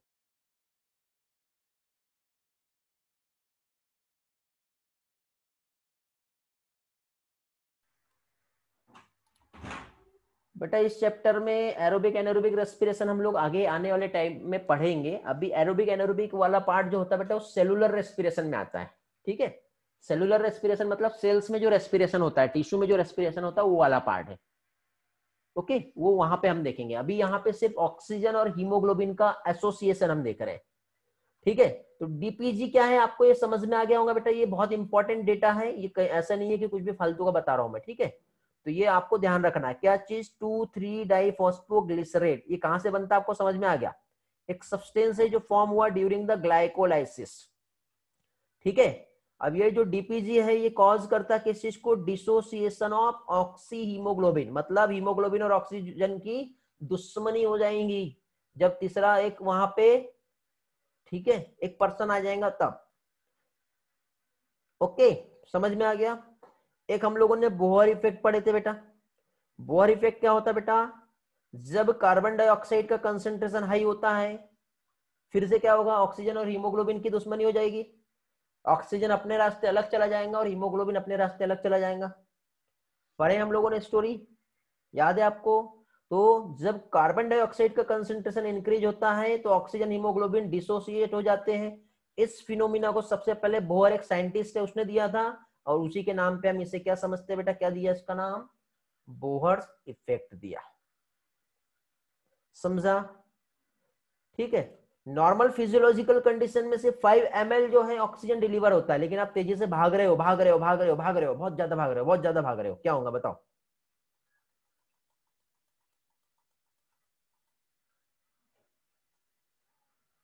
ये वाले डायग्राम पे फिर से आते हैं हम लोग। जब आप बहुत ज्यादा स्पीड अप करोगे, भागोगे, तो क्या होगा, आपको सबसे ज्यादा एनर्जी की रिक्वायरमेंट होगी। अब एनर्जी की रिक्वायरमेंट जब बहुत ज्यादा रहेगी तो अब क्या होगा, वेरी गुड, रेस्पिरेशन इंक्रीज होगा। मतलब सेल्स ने जितना भी ऑक्सीजन आया उसको यूटिलाइज कर लिया। किस चीज के लिए बेटा, ग्लूकोज के लिए। अभी एक स्टूडेंट ने क्वेश्चन पूछा था कि सर एरोबिक और एनारोबिक रेस्पिरेशन भी बता दो। तो देखिए बेटा, जब ऑक्सीजन प्रॉपर अमाउंट में प्रेजेंट रहेगा तो ग्लूकोज का कंप्लीटली ब्रेकडाउन होगा, कंप्लीटली ब्रेकडाउन होगा। लेकिन आप तेजी से कभी कभी भागते हो और आपके, ठीक है, बॉडी में पेन होने लगता है, दर्द होने लगता है, थाइज जो है वहां पे दर्द करने लगता है, मसल्स जो होती है वहां पे पेन होने लगता है। क्या रीजन है जानते हो, जब आप बहुत ज्यादा तेजी से भाग रहे हो तो आपकी बॉडी को डिमांड थी बहुत ज्यादा ऑक्सीजन की, बट ऑक्सीजन जितना यूज करना था सेल्स ने यूज कर लिया और आपका ब्रीथिंग से उतना ऑक्सीजन डिलीवर नहीं हो पा रहा है। ठीक है, क्योंकि मैक्स टू मैक्स जो है 20 ml ही ऑक्सीजन डिलीवर होगा, बस उससे ज्यादा नहीं होगा। तो अब इस टाइम पे ऑक्सीजन जब कम होगा तो उस टाइम पे जो रेस्पिरेशन होगा उस रेस्पिरेशन को एन एरोबिक रेस्पिरेशन कहेंगे। क्या कहेंगे, एनएरोबिक रेस्पिरेशन। स्पेलिंग थोड़ा सा करेक्शन आएगा, ठीक है। क्या चीज, एन एरोबिक रेस्पिरेशन। तो एनएरोबिक रेस्पिरेशन में ग्लूकोज, वेरी गुड बेटा, ठीक है, बहुत से स्टूडेंट का आंसर आ गए, गुड स्वयं। एनएरोबिक रेस्पिरेशन में क्या होगा, इस टाइम पे ग्लूकोज कंप्लीटली ब्रेकडाउन ना होकर के क्या बनाएगा, लैक्टिक एसिड बनाएगा, जिसकी वजह से मस्कुलर क्रैम्प्स आने लग जाते हैं, मसल्स में दर्द होने लग जाता है। ओके, क्यों? क्योंकि जब हैवी एक्सरसाइज होता है तो हैवी एक्सरसाइज की वजह से, ठीक है, क्या होगा? During the heavy exercise only 100 ml blood जो है कितना डिलीवर करेगा? ठीक है, 100 ml ब्लड में हैवी एक्सरसाइज के टाइम पे सिर्फ और सिर्फ 15 ml ऑक्सीजन ही मसल्स तक के जाएगी। ठीक है, ये याद रखना है। समझ में आ गया? आपको नोट्स में ये डेटा मिलेगा, इसको भूल जाना, ये डेटा मिलेगा, इसको भूल जाना। ठीक है, मैंने हाईलाइट कर दिया हूं, हाईलाइटेड वाले नोट्स ही आपको एज इट इज जैसे मैं शेयर करूंगा। ठीक है, हाँ, लैक्टिक एसिड एक्युमुलेट हो जाएगा। समझ में आ गया? चलो, जो नहीं देखना है वो भी मैं एक बार आपको ये वाला जो पोर्शन है वो एक्सप्लेन कर देता हूं। P50 वैल्यू क्या होती है? ठीक है, ये समझ में आ रहा है तो अच्छी बात है, नहीं आ रहा है तो छोड़ सकते हो, लेकिन फिर भी मैं आपको समझा दे रहा हूं। P50 वैल्यू मतलब क्या होता है? पार्शियल प्रेशर ऑफ ऑक्सीजन कितने लेवल तक के पहुंचा? 50 तक के। थोड़ी देर पहले मैंने जो आपको ग्राफ जो एक्सप्लेन किया था, ये वाला जो ग्राफ है, ठीक है, तो इस ग्राफ में जो लेवल पार्शियल प्रेशर जो है 0, 20, 40, 50 तक के, ये 50 को मैक्सिमम माना है, फिर उसके बाद फिर ये डायरेक्टली स्ट्रेट हो जा रहा है इस तरह से। ओके, तो जो P50 वैल्यू जो है ये क्या होती है? तो P50 मतलब सेचुरेशन जो है वो कितना परसेंट हो गया है? तो सेचुरेशन हीमोग्लोबिन का ऑक्सीजन से 50% सेचुरेट हो गया है। अब P50 से यदि और आगे बढ़ा है तो ऑक्सीजन की हीमोग्लोबिन से एफिनिटी अब क्या होंगी? कम हो जाएंगी। क्यों? क्योंकि फ्री हीमोग्लोबिन अब वहां पे अवेलेबल नहीं है ऑक्सीजन के साथ ज्वाइन कर पाए। तो इस टाइम पे या तो फिर partial pressure of carbon dioxide increase हो रहा है या फिर H+ आयन का कंसेंट्रेशन इंक्रीज होगा, तो उसको भी हम P50 वैल्यू भी कह सकते हैं। ठीक है, तो इतना ना याद करते हुए आप सिर्फ इतना याद रखो तो भी चलेगा। P50 मतलब 50% सेचुरेट हो गया है हीमोग्लोबिन ऑक्सीजन से, और उससे ज्यादा बढ़ाने पर एफिनिटी हीमोग्लोबिन की ऑक्सीजन से बहुत कम हो जाएगी, अब कम होना चालू हो गई क्योंकि सेचुरेट हो गया ना। सेचुरेशन समझ में आया कि क्या है?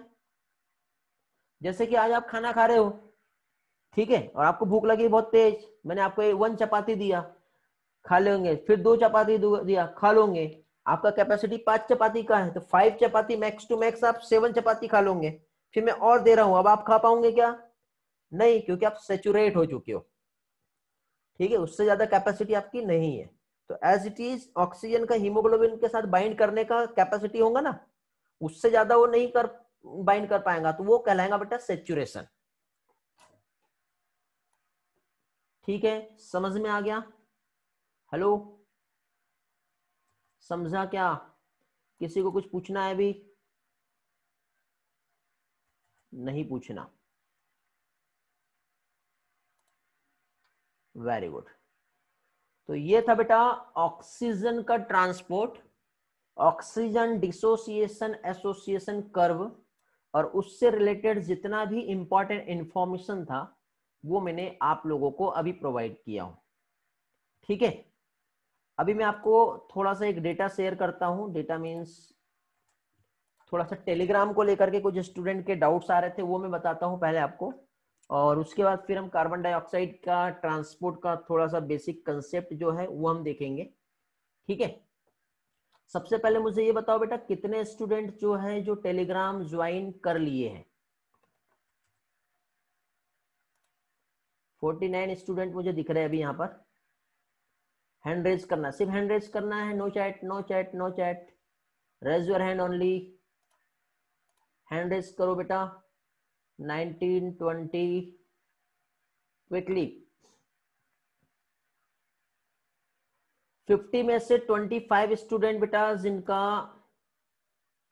जो है, और शायद कुछ लोग जिनका हैंड रेज नहीं हो रहा उनके चैट में रिस्पांस मिले, मींस नियर अबाउट 30 स्टूडेंट जो है टेलीग्राम ज्वाइन कर लिया। ठीक है, टेलीग्राम को एक्सेस करने में कुछ लोगों को प्रॉब्लम आ रहा है, तो उन लोगों के लिए ये लेक्चर है बेटा, मतलब जो 5 मिनट का टाइम जो दे रहा हूं मैं, अभी सभी लोग हैंड ओवर कर लो।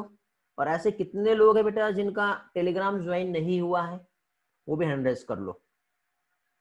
बाकी लोग लोअर कर लो बेटा हैंड। बाकी लोग हैंड ओवर कर सकते हैं।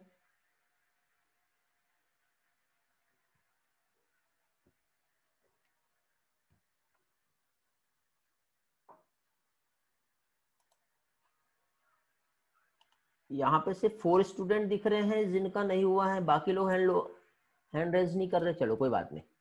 तो देखिए बेटा, पहली चीज तो टेलीग्राम ज्वाइन करना कंपलसरी नहीं है, ठीक। आप चाहो तो आप भी आपके फ्रेंड्स को टेलीग्राम ज्वाइन करवा सकते हो। अब मैं आपको टेलीग्राम के कुछ इंपॉर्टेंट्स कैसे यूज करना है, कैसे उसका एक्सेस है, वो समझा दे रहा हूँ, ठीक है। टेलीग्राम जब आप ज्वाइन करोगे तो बेटा ये आपका एक ग्रुप है नीट का डोज, और इस तरह से बना हुआ है आइकॉन, और एक बेटा नीट अपडेट, दोनों एक दूसरे से लिंक है, दोनों अलग नहीं बेटा, एक चैनल है और एक ग्रुप है, समझ गए। ये आप लोगों को मिलेगा। ये मिलने के बाद जैसे ही आप यहाँ पे जाते हो, ठीक है, तो अब जैसे आप यहाँ पे पहुंचे तो इसमें आपको 11th का भी मिलता है, 12th का भी मिलता है, 12th पास आउट वाला भी मिलता है, रिपीटर्स का भी डेटा मिलेगा, सारा मिलेगा। आप कंफ्यूज हो जाओगे कि अब सर हम क्या करें, समझे। तो पहली चीज तो बेटा मुझे ये बताओ, आपका जो बैच है आप एग्जाम कब देने वाले हो। हाँ, जिनका हैंड रेज नहीं हो रहा कोई बात नहीं, अब मैं जो बता रहा हूँ उसका इंस्ट्रक्शन दो, स्क्रीन पे देखते जाओ और जल्दी जल्दी आंसर देते जाओ, ठीक है। आपका जो बैच है कौन सा बैच है बेटा, एग्जाम कब दोगे आप, 2022 में, ठीक है। तब 2022 में आप जब एग्जाम दोगे और एक साल यदि आप पढ़ लिए, ठीक है, 2021 आ गया, तो आपको आपकी बैच से रिलेटेड कोई डेटा चाहिए तो आपको इस तरह से स्क्रॉल करना पड़ेगा, है कि नहीं। जैसे इस मंथ का आप हो सकता है कि आने वाले दिसंबर के बाद आप देखोगे, तो ऐसा आपको स्क्रॉल करना पड़ेगा कि नहीं, बताओ कितना टाइम वेस्ट होगा या नहीं होगा, बताओ, ठीक है। तो इसके लिए मैं आपको एक शॉर्टकट तरीका बताता हूं। जैसे कि आप अभी जैसे सितंबर या अक्टूबर में आपका ह्यूमन फिजियोलॉजी चल रहा है और दिसंबर के बाद हो सकता है जेनेटिक्स का कोई पोर्शन चल रहा होगा, तो आप सिंपल बेटा ये दो जो ह्यूमन फिजियोलॉजी दिख रहा है ना, दिखाई दे रहा है, इस पर आप क्लिक करो, समझ गए। जैसे ही आप इस तरह से ह्यूमन फिजियोलॉजी पे जब क्लिक करोगे तो आपको ये सारा ह्यूमन फिजियोलॉजी से रिलेटेड सारा डेटा आपको एक क्लिक पे मिल जाएगा, समझ गए। आप लोगों का बैच का नाम क्या है ये बताएंगे भी मुझे, आपकी बैच कौन सी है, B3 या फिर B4 है, समझ गए, वेरी गुड। तो अब आपको देखो ह्यूमन फिजियोलॉजी में तो आपका अलग अलग बैच का सारा मिलेगा।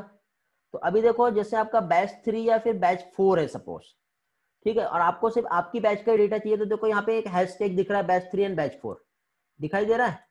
तो ये बैच 3 और बैच 4 पे आपको क्लिक करना है, ये मैं यहाँ से हटा दे रहा हूँ पहले। देखो ये बैच 3 बैच 4 पे आप जब क्लिक करोगे तो सिर्फ और सिर्फ बेटा आपको आपकी बैच से रिलेटेड जो डेटा है वही मिलेगा, उसके अलावा एक्स्ट्रा का कुछ नहीं मिलेगा। तो देखो आपको इस तरह से जो आप स्क्रॉल कर रहे थे थोड़ी देर पहले, ऐसा आपको स्क्रॉल करने का नीड नहीं है। कई लोगों को बेटा ये टेलीग्राम समझ में नहीं आ रहा था कैसे एक्सेस करना है, इसलिए मैं आप लोगों को यहाँ पे समझा दे रहा हूँ, ठीक है। इससे रिलेटेड देखो बेटा, यदि आपको ह्यूमन फिजियोलॉजी पे जाना है वहां तक ठीक है। अभी आप 12th आप पास कर लिए मान लो, और आपका अभी एग्जाम है, तो एग्जाम में देखो ये लास्ट टाइम रिवीजन जो है ये आपको एक डेटा दिख रहा है, ये इस तरह से मैंने पोस्ट किया था। तो ये डेटा अभी आपके काम का नहीं है, लेकिन कुछ टाइम के बाद आपको ये लास्ट टाइम रिवीजन के लिए क्या क्या डेटा हो सकता है जब आप बहुत सारा पढ़ लोगे, तो उस टाइम के लिए आपको ये डेटा मिलेगा। तो आपको कहाँ पे जाना है, लास्ट टाइम रिवीजन पे जाना है। तो आप जैसे लास्ट टाइम रिवीजन पे क्लिक करोगे सारा, या फिर ये रिवीजन है या फिर ये इंपॉर्टेंट डेटा है, तो इंपॉर्टेंट डेटा का आपको पूरा सर्च रिजल्ट आ जाएगा। ये मोबाइल फोन पे भी होता है बेटा और लैपटॉप पीसी पे भी होता है, ठीक है, ये इस तरह से। तो आपको ये सारा डेटा आपको मिल जाएगा, ठीक है।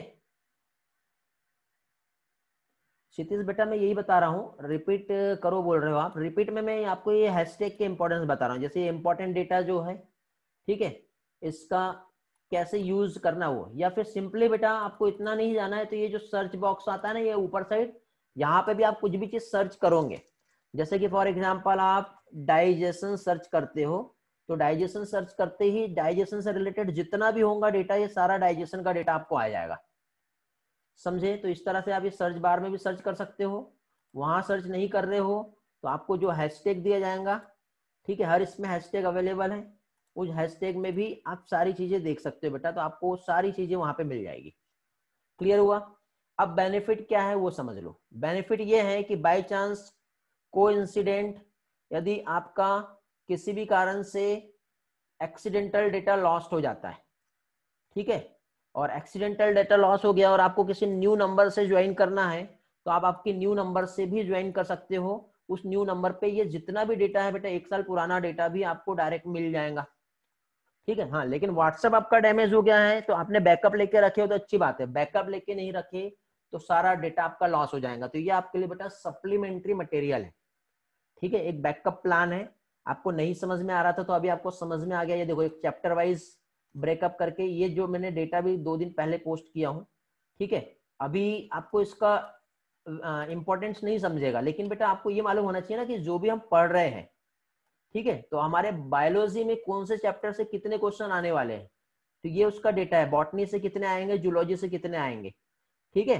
तो अब जैसे कि फॉर एग्जांपल अभी हम लोग जो ह्यूमन फिजियोलॉजी का स्टडी कर रहे हैं, तो डाइजेशन एंड एब्जॉर्प्शन से अभी तक के 1 क्वेश्चन आते थे, ठीक है। ब्रीथिंग एंड गैसेस एक्सचेंज से 2 आते थे। तो ऐसे ही देखो 2 क्वेश्चन आया ब्रीथिंग एंड गैसेस एक्सचेंज से, डाइजेशन पे 1 क्वेश्चन बढ़ गया है। तो ये यहाँ पे एक वेटेज दिया हुआ है, तो ये तो आप लोगों के बेनिफिट का है, समझे। तो टेलीग्राम पे आपको ऐसा मिक्स टाइप का डेटा मिलेगा, थोड़ा सा आप कंफ्यूज हो सकते हो, कंफ्यूजन आता है तो आप मुझसे पूछ लीजिए। हाँ, लेकिन इसके अलावा और ज्यादा कंफ्यूजन होती है तो फॉरगेट अबाउट दैट, ठीक है। कुछ भी आपको याद नहीं रखना है, सिर्फ और सिर्फ जो आपका व्हाट्सएप डेटा है उस पर फोकस करो और उतना ही सफिशियंट है, आपको कहीं और जाने की जरूरत नहीं है, ठीक है। समझ में आ गया। उसके अलावा आपको कहीं पे भी नहीं जाना है, सिर्फ आपका ऑफिशियल जो डीडीएस व्हाट्सएप है वो ही याद रखिए, उस पे ही सारी चीजें मिलेंगी आपको। थोड़ा कभी डिले हो सकता है, कभी नहीं मिला तो मैंने आपको एक बैकअप प्लान बता दिया हूं, ठीक। चलो तो आगे बढ़ते हैं बेटा, नेक्स्ट पोर्शन। अब कुछ लोगों का डाउट आ रहा है कि सर कैसे हम ज्वाइन कर सकते हैं, हम लोग ज्वाइन नहीं किए हैं तो, ठीक है। या फिर यूट्यूब चैनल के थ्रू भी आप जा सकते हो। मुझे ये बताओ बेटा कितने लोग यूट्यूब चैनल को सब्सक्राइब कर लिए अभी तक के,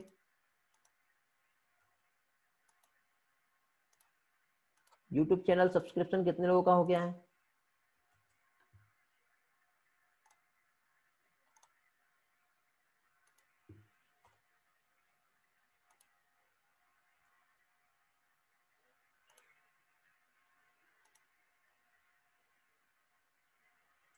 हैंड रेज करना, हैंड रेज,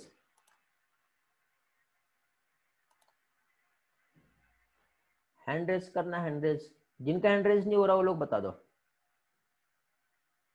तो बताता हूँ बेटा, आपका ऑक्सीनोमीटर पे जो रीडिंग होती है वो कैसे क्या होती है।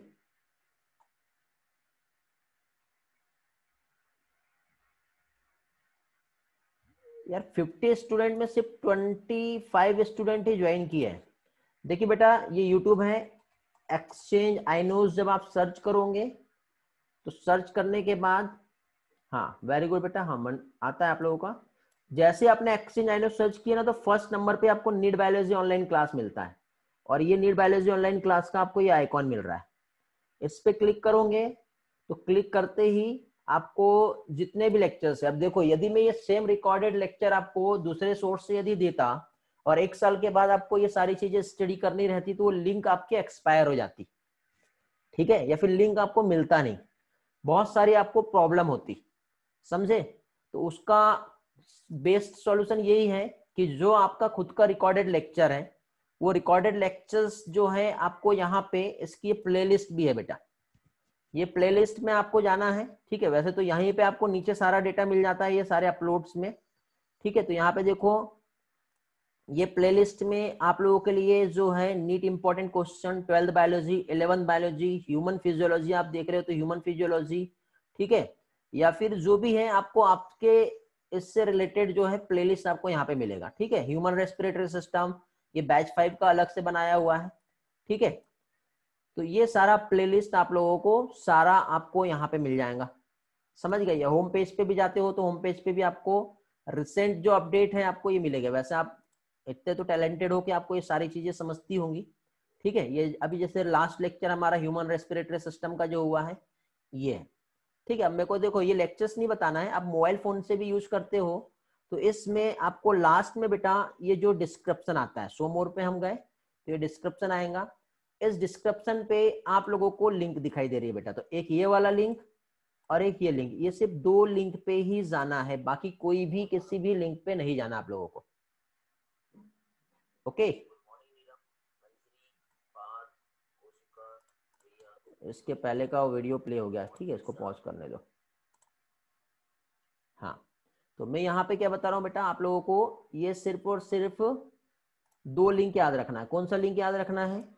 एक तो tiny.cc एक्सचेंज नीट बायोलॉजी, और दूसरा है टेलीग्राम। ये टेलीग्राम पे तो एक बार में आप ज्वाइन कर लिए तो डबल से आपको याद रखने की जरूरत नहीं है, ठीक है। ये नीट बायोलॉजी वाला क्या है ये आपको बता देता हूँ, ठीक है। उस लिंक पे जब आप क्लिक करोगे तो उस लिंक पर क्लिक करने के बाद इस तरह से एक लिंक ओपन होगा।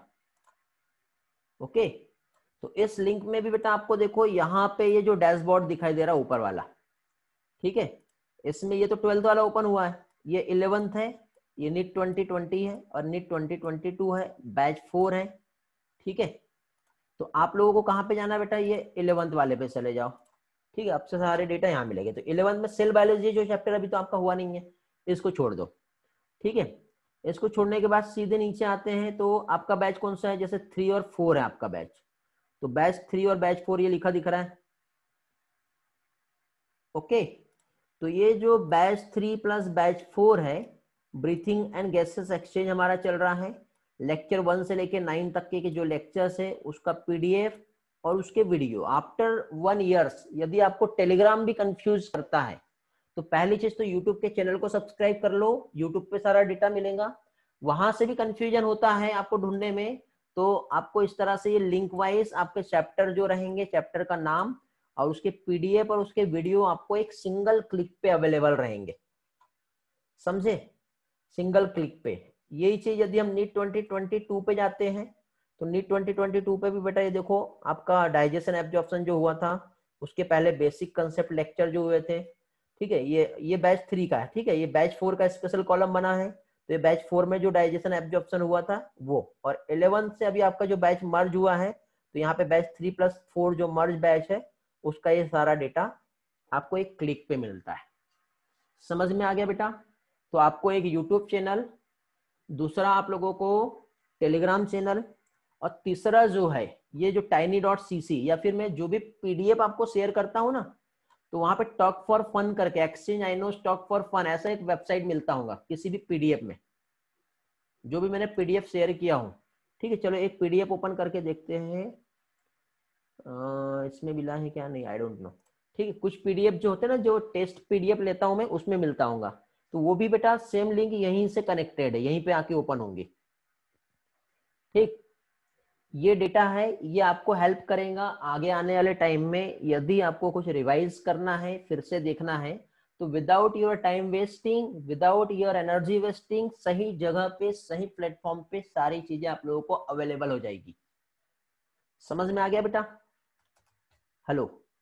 और यदि इन सब से किसी को प्रॉब्लम है और किसी भी टाइप का कंफ्यूजन है तो forget about that, only WhatsApp official group ध्यान रखेंगे और सिर्फ आप उसी से अपना स्टडी करेंगे, ठीक है। चलो, तो ट्रांसपोर्ट ऑफ कार्बन डाइऑक्साइड ये समझ लेते हैं हम लोग।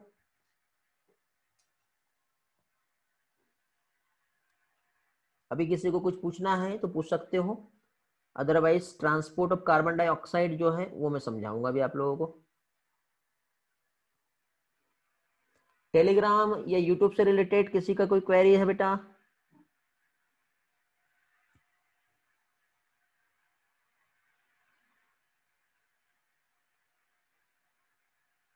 नहीं है, वेरी गुड।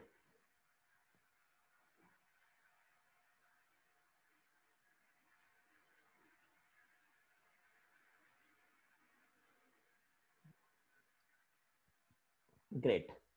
तो देखिए बेटा यहाँ पे ट्रांसपोर्ट की यदि हम बात करें तो अब हम लोग यहाँ पे ट्रांसपोर्ट ऑफ कार्बन डाइऑक्साइड ये समझेंगे।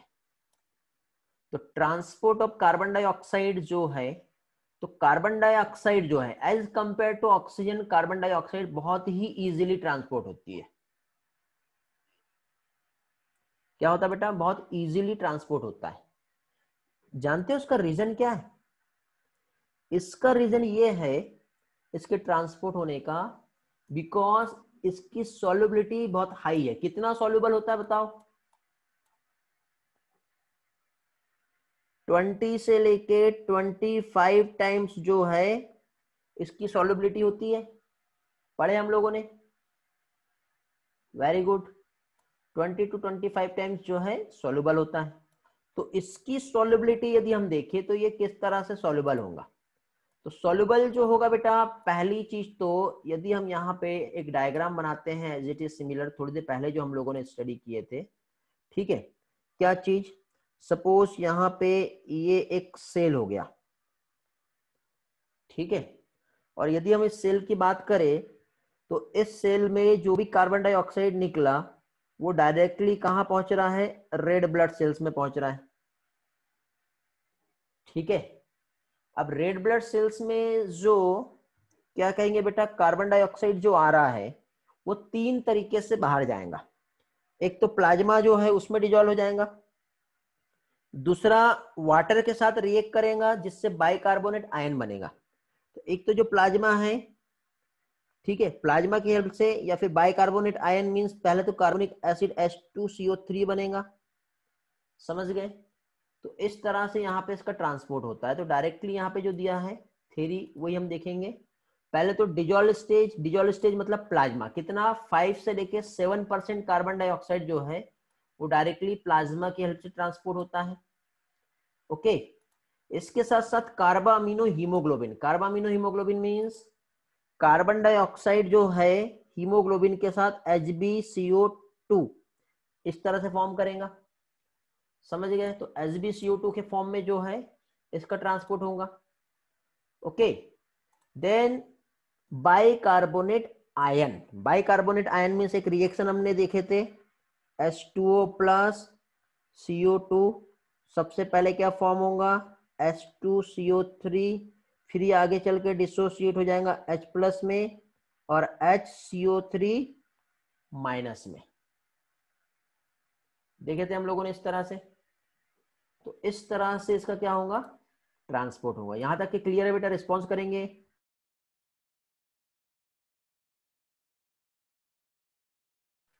Very good. तो इस तरह से फाइनली कार्बन डाइऑक्साइड जो है ये ट्रांसपोर्ट हो रहा है। तो ये वाला जो डेटा है इतना आप लोगों को पहले तो ये याद रखना है कि कार्बन डाइऑक्साइड एक्चुअली किस तरह से ट्रांसपोर्ट होता है और कितना परसेंट जो है उसका ट्रांसपोर्ट हो रहा है। ओके, अब यहाँ पे इसके जो ट्रांसपोर्ट का मैकेनिज्म्स है, एक्चुअली कैसा मैकेनिज्म है वो हम समझेंगे सबसे पहले, ठीक है? तो वन बाय वन सारी चीजों को हम देखेंगे और सारे पार्ट को हम समझेंगे। तो आपको याद होगा कि जैसे कि एल्वियोलाई की हम बात करें तो ये एल्वियोलाई जो है, तो एल्वियोलाई से फाइनली ऑक्सीजन इस ब्लड और टिश्यूज में आया, इसका फाइनली ट्रांसपोर्ट हुआ, यहाँ पे प्रेजेंट है सेल्स, और ये हो गया जैसे ये ब्लड वेसल्स जिसमें प्रेजेंट है आरबीसी। ओके, तो ये जो ब्लड वेसल्स और आरबीसी जो यहाँ पे प्रेजेंट है, तो आरबीसी से ऑक्सीजन इधर और ब्लड सेल से कार्बन डाइऑक्साइड इधर आएगा। तो ब्लड सेल से जो कार्बन डाइऑक्साइड इधर साइड आ रहा है तो पहले तो यहाँ पे प्लाज्मा में डिजोल्व हो जाएगा कुछ परसेंटेज, ठीक है? सबसे पहले तो प्लाज्मा में डिजोल्व हो गया, कितना परसेंट प्लाज्मा में डिजोल्व हो गया? 7%। बेटा जिनका हैंड रेज है हैंड लोअर कर लो, ठीक है? 7% जो है कार्बन डाइऑक्साइड जो है वो चला गया प्लाज्मा में। उसके बाद बेटा कुछ कार्बन डाइऑक्साइड जो है फिर से अंदर गया, हीमोग्लोबिन के साथ रिएक्ट करेगा, ठीक है? तो ध्यान से देखो, मैं यहाँ पे क्या कर रहा हूं, अभी एक सिंगल ये वाला जो ब्लड सेल्स है ये बना रहा हूं। ओके, ये हो गई क्या चीज बेटा? Blood cells. और इस ब्लड सेल्स में यहां पे ये बनाया मैंने आरबीसी। ओके, बन गई आरबीसी। और इधर साइड जो बना ये क्या बन गया? ये बन गया टिश्यू, ठीक है? अब इस टिश्यू से हमें क्या करना है बेटा, कार्बन डाइऑक्साइड को इधर पहुंचाना है। तो कार्बन डाइऑक्साइड इस टिश्यू से एक तो प्लाज्मा में आ गया है, कार्बन डाइऑक्साइड इस टिश्यू से इधर आरबीसी में भी चला गया है। तो जब कार्बन डाइऑक्साइड इस टिश्यू से जब आरबीसी में जाएगा तो ये हीमोग्लोबिन के साथ रिएक्ट करेगा, क्योंकि हीमोग्लोबिन जो है इसने यहां से ऑक्सीजन को छोड़ दिया है, लेकिन हीमोग्लोबिन ऑक्सीजन को कब छोड़ेगा, जब कार्बन डाइऑक्साइड उसके पास आएगा तब। तो क्योंकि कार्बन डाइऑक्साइड जब आएगा तो कार्बन डाइऑक्साइड हीमोग्लोबिन से जाके ज्वाइन करेगा, ठीक है। तो इसलिए हीमोग्लोबिन ने ऑक्सीजन को डिलीवर कर दिया टिश्यू में, और कार्बन डाइऑक्साइड जब इधर आया है हीमोग्लोबिन के पास, तो अब यहाँ पे क्या बन जाएगा बेटा, HbCO2 बन जाएगा, मतलब कार्बा अमीनो हीमोग्लोबिन यहाँ पे फॉर्म हो गया। समझ गए? तो इस तरह से बेटा कार्बामीनो हीमोग्लोबिन मींस 20 से लेके 25% जो होता है कार्बामीनो हीमोग्लोबिन के फॉर्म में कार्बन डाइऑक्साइड जा रहा है, और 7% जो है, जो कि प्लाज्मा में जो डिजॉल्व स्टेज है उसके थ्रू इसका ट्रांसपोर्ट हो रहा है। इतना पार्ट समझ में आ गया? हेलो। अब बचा एक बाइकार्बोनेट आयन, ठीक है। तो बाइकार्बोनेट आयन के फॉर्म में कैसे जाएगा, तो बाइकार्बोनेट आयन के फॉर्म में यहां पे एक रिएक्शन होती है। ओके, कौन सा रिएक्शन होगा, तो रिएक्शन जो है बेटा H2O, H2O जो है ये किसके साथ रिएक्ट करेगा, CO2 के साथ। देन क्या बनेगा, H2CO3 बनेगा, जो आगे चल के क्या हो जाएगा बेटा, H+NCO3- में कन्वर्ट हो जाएगा, जो कि पहले तो H2CO3 बना, अब ये H+ यहां से अलग हो गया, देन SCO3- जो है उसमें क्या हो गया, अलग हो गया। ओके, जो H+ जो रहेंगे, ये H+ क्या होगा बेटा, हैंड ओवर कर लो अथर्व, हैंड ओवर करो। हाँ, अभी ये जो H+ है ये भी हीमोग्लोबिन से जाके ज्वाइन कर जाएंगे, मतलब हीमोग्लोबिन जो है उसके साथ CO2 भी जुड़ा हुआ है और H+ भी जुड़ा हुआ है इस तरह से। तो ये जो बाइकार्बोनेट आयन है इसकी हेल्प से 70% जो ऑक्सीजन है वो ट्रांसपोर्ट होंगे डिजॉल्व स्टेज में। इतना पोर्शन समझ में आया बेटा सभी लोगों को? यहां तक के क्लियर हुआ है? चलो, तो अभी मैं आप लोगों के साथ जो थोड़ी देर पहले हम लोग स्लाइड से स्टडी कर रहे थे वो मैं शेयर करता हूं, ठीक है। फिर उसके बाद थोड़ा सा एक्स्ट्रा वाला जो पोर्शन है वहां पे आएंगे। तो कार्बन डाइऑक्साइड का हमको ट्रांसपोर्ट देखना है बेटा। तो कार्बन डाइऑक्साइड का ट्रांसपोर्ट, पहली चीज तो बेटा कार्बन डाइऑक्साइड जो है हीमोग्लोबिन के फॉर्म में कैरी होगा तो कार्बामीनो हीमोग्लोबिन बनता है 20 से 25%।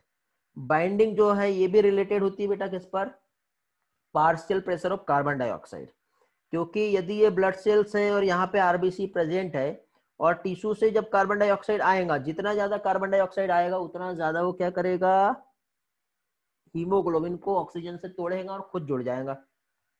फिर उसके बाद पार्शियल प्रेशर जो है ऑक्सीजन, ये भी अफेक्ट करता है बाइंडिंग को। तो टिश्यू में बेटा ऑक्सीजन का पार्शियल प्रेशर कम होता है लेकिन कार्बन डाइऑक्साइड का पार्शियल प्रेशर ज्यादा होता है। समझ गए? तो जब पार्शियल प्रेशर जब कार्बन डाइऑक्साइड का हाई होगा और पार्शियल प्रेशर टिश्यू में ऑक्सीजन का लो होगा तो ज्यादा बाइंडिंग किसकी होगी बेटा, हीमोग्लोबिन की। हीमोग्लोबिन से जो बाइंडिंग होगी मींस ऑब्वियसली कार्बामीनो हीमोग्लोबिन ही बनेगा। कहां पे, टिश्यू में। लेकिन यही चीज हम एल्वियोलाई की बात करें तो एल्वियोलाई में क्या होगा बताओ, उल्टा होता है। कार्बन डाइऑक्साइड का पार्शियल प्रेशर कम होता है बट अपना ऑक्सीजन का पार्शियल प्रेशर ज्यादा होता है। समझ गए? तो इसके जस्ट अपोजिट रिएक्शन होगा। ये वाला पार्ट क्लियर हो गया? क्या हो गया यार, एक मिनट। हाँ,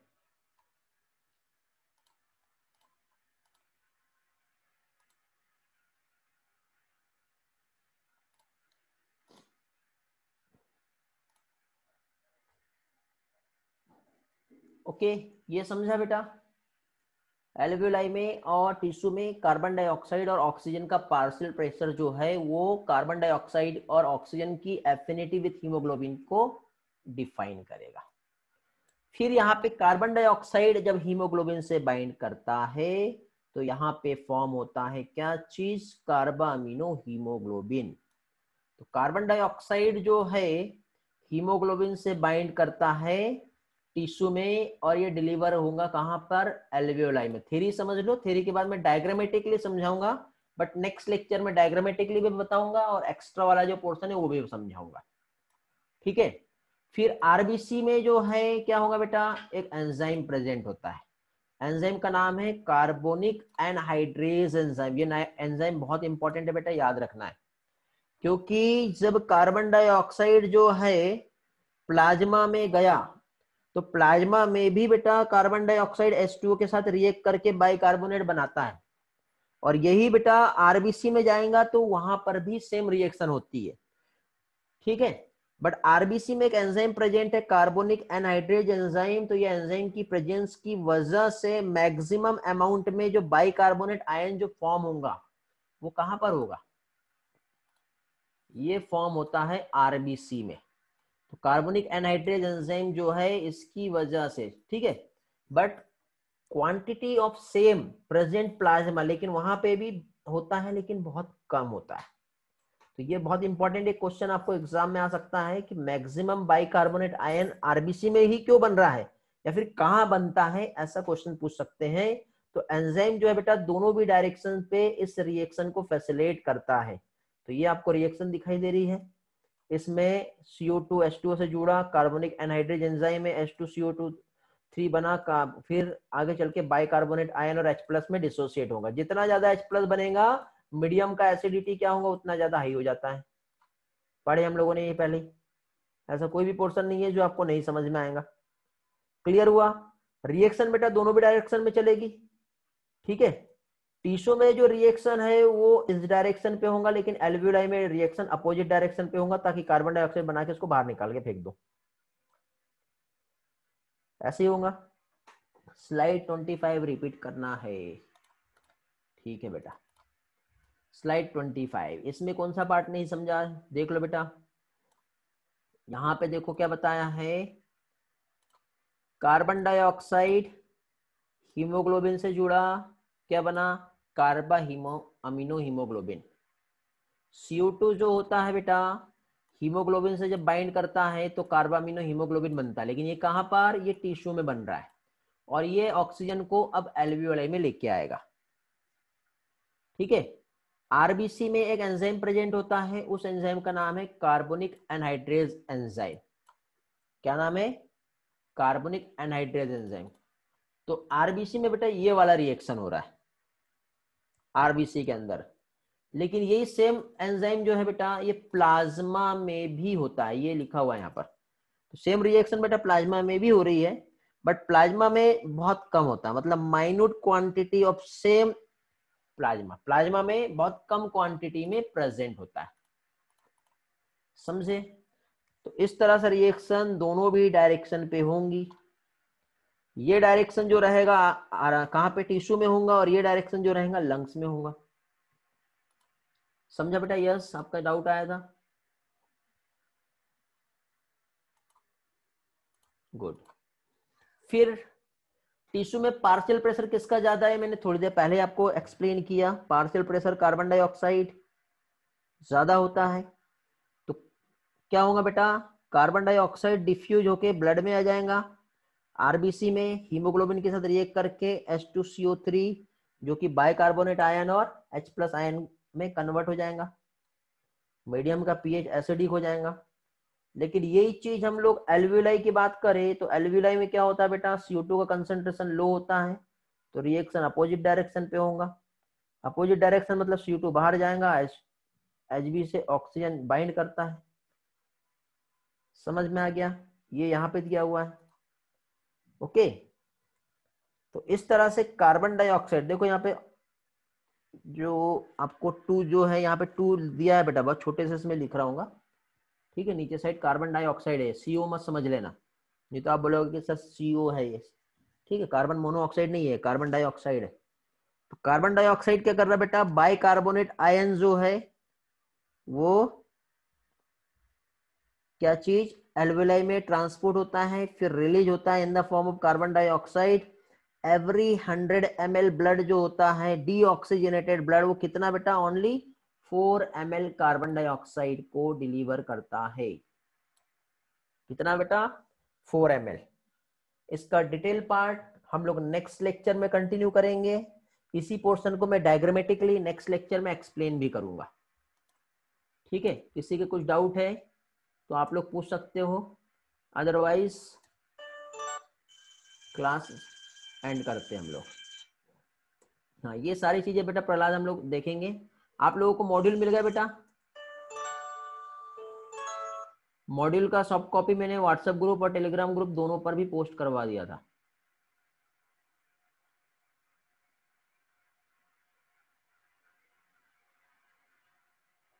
इस संडे को, हाँ इस संडे को टेलीग्राम टेस्ट रहेगा बेटा आपका, सेम ये चैप्टर का, ठीक है, बैच 3 बैच 4। ओके,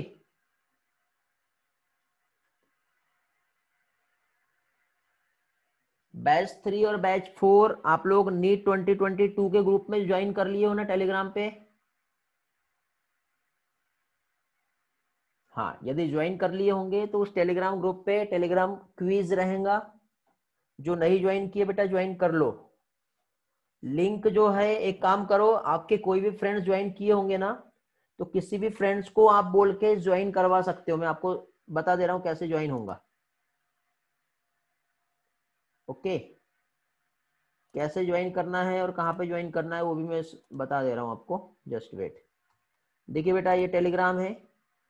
इस टेलीग्राम पे आप जब जाओगे तो आप लोगों को ये नीट 2022 देखो, आइकॉन जो है ये इस तरह से बना हुआ है, देख लो। ठीक है, स्टेथोस्कोप का डायग्राम है, पिक्चर है। तो ये ग्रुप में आपको ज्वाइन करना है। नहीं ज्वाइन किए होंगे तो ये बेटा लिंक है, देखो t.me/dds_neat। ओके, ये लिंक बेटा कोई भी किसी के भी साथ शेयर कर सकता है, ठीक है, या फिर कोई भी पर्सन बेटा किसी को ज्वाइन कराना चाहे तो इसी में नीचे साइड एक ऑप्शन आता है बेटा, देखो यहाँ पे कहीं तो भी एक ऑप्शन आपको दिखाई देगा ऐड मेंबर करके। अभी ये मेरा खुद का ग्रुप है, एडमिन हूं तो यहाँ नहीं दिख रहा है, ये देखो ये मेंबर का ऑप्शन आ रहा है। ये मेंबर पे जब आप क्लिक करोगे ना तो यहाँ से आप किसी भी मेंबर को ऐड भी कर सकते हो। तो आप यदि किसी भी मेंबर को यहाँ पे ज्वाइन करवाना चाहते हो तो वो ज्वाइन कर लेगा। ये यहाँ पे प्लस बना होगा इस तरह से, तो इस तरह से आप ऐड कर सकते हो, ठीक है। या फिर ये जो लिंक मैंने आपको बताया थोड़ी देर पहले, उस लिंक के थ्रू ये लिंक शेयर कर दो और इस तरह से ज्वाइन कर सकते हो। तो इस संडे आपका टेलीग्राम पे टेस्ट होगा बेटा, यहाँ पे क्विज बोर्ड पे, ठीक है। चलो, तो फाइनली आज का लेक्चर एंड करते हैं। ये मेन टेलीग्राम चैनल है, ये तो आप जानते हो बहुत अच्छे से, ठीक है। और ये वाला पार्ट भी मैंने आप लोगों को एक्सप्लेन कर दिया हूँ। चलो बेटा, bye, have a nice day. इस संडे को 12 बजे दोपहर में टेस्ट रहेगा टेलीग्राम पे। रेस्पिरेशन जो चैप्टर है हमारा, उस चैप्टर का। ओके, चलो बाय, थैंक्स।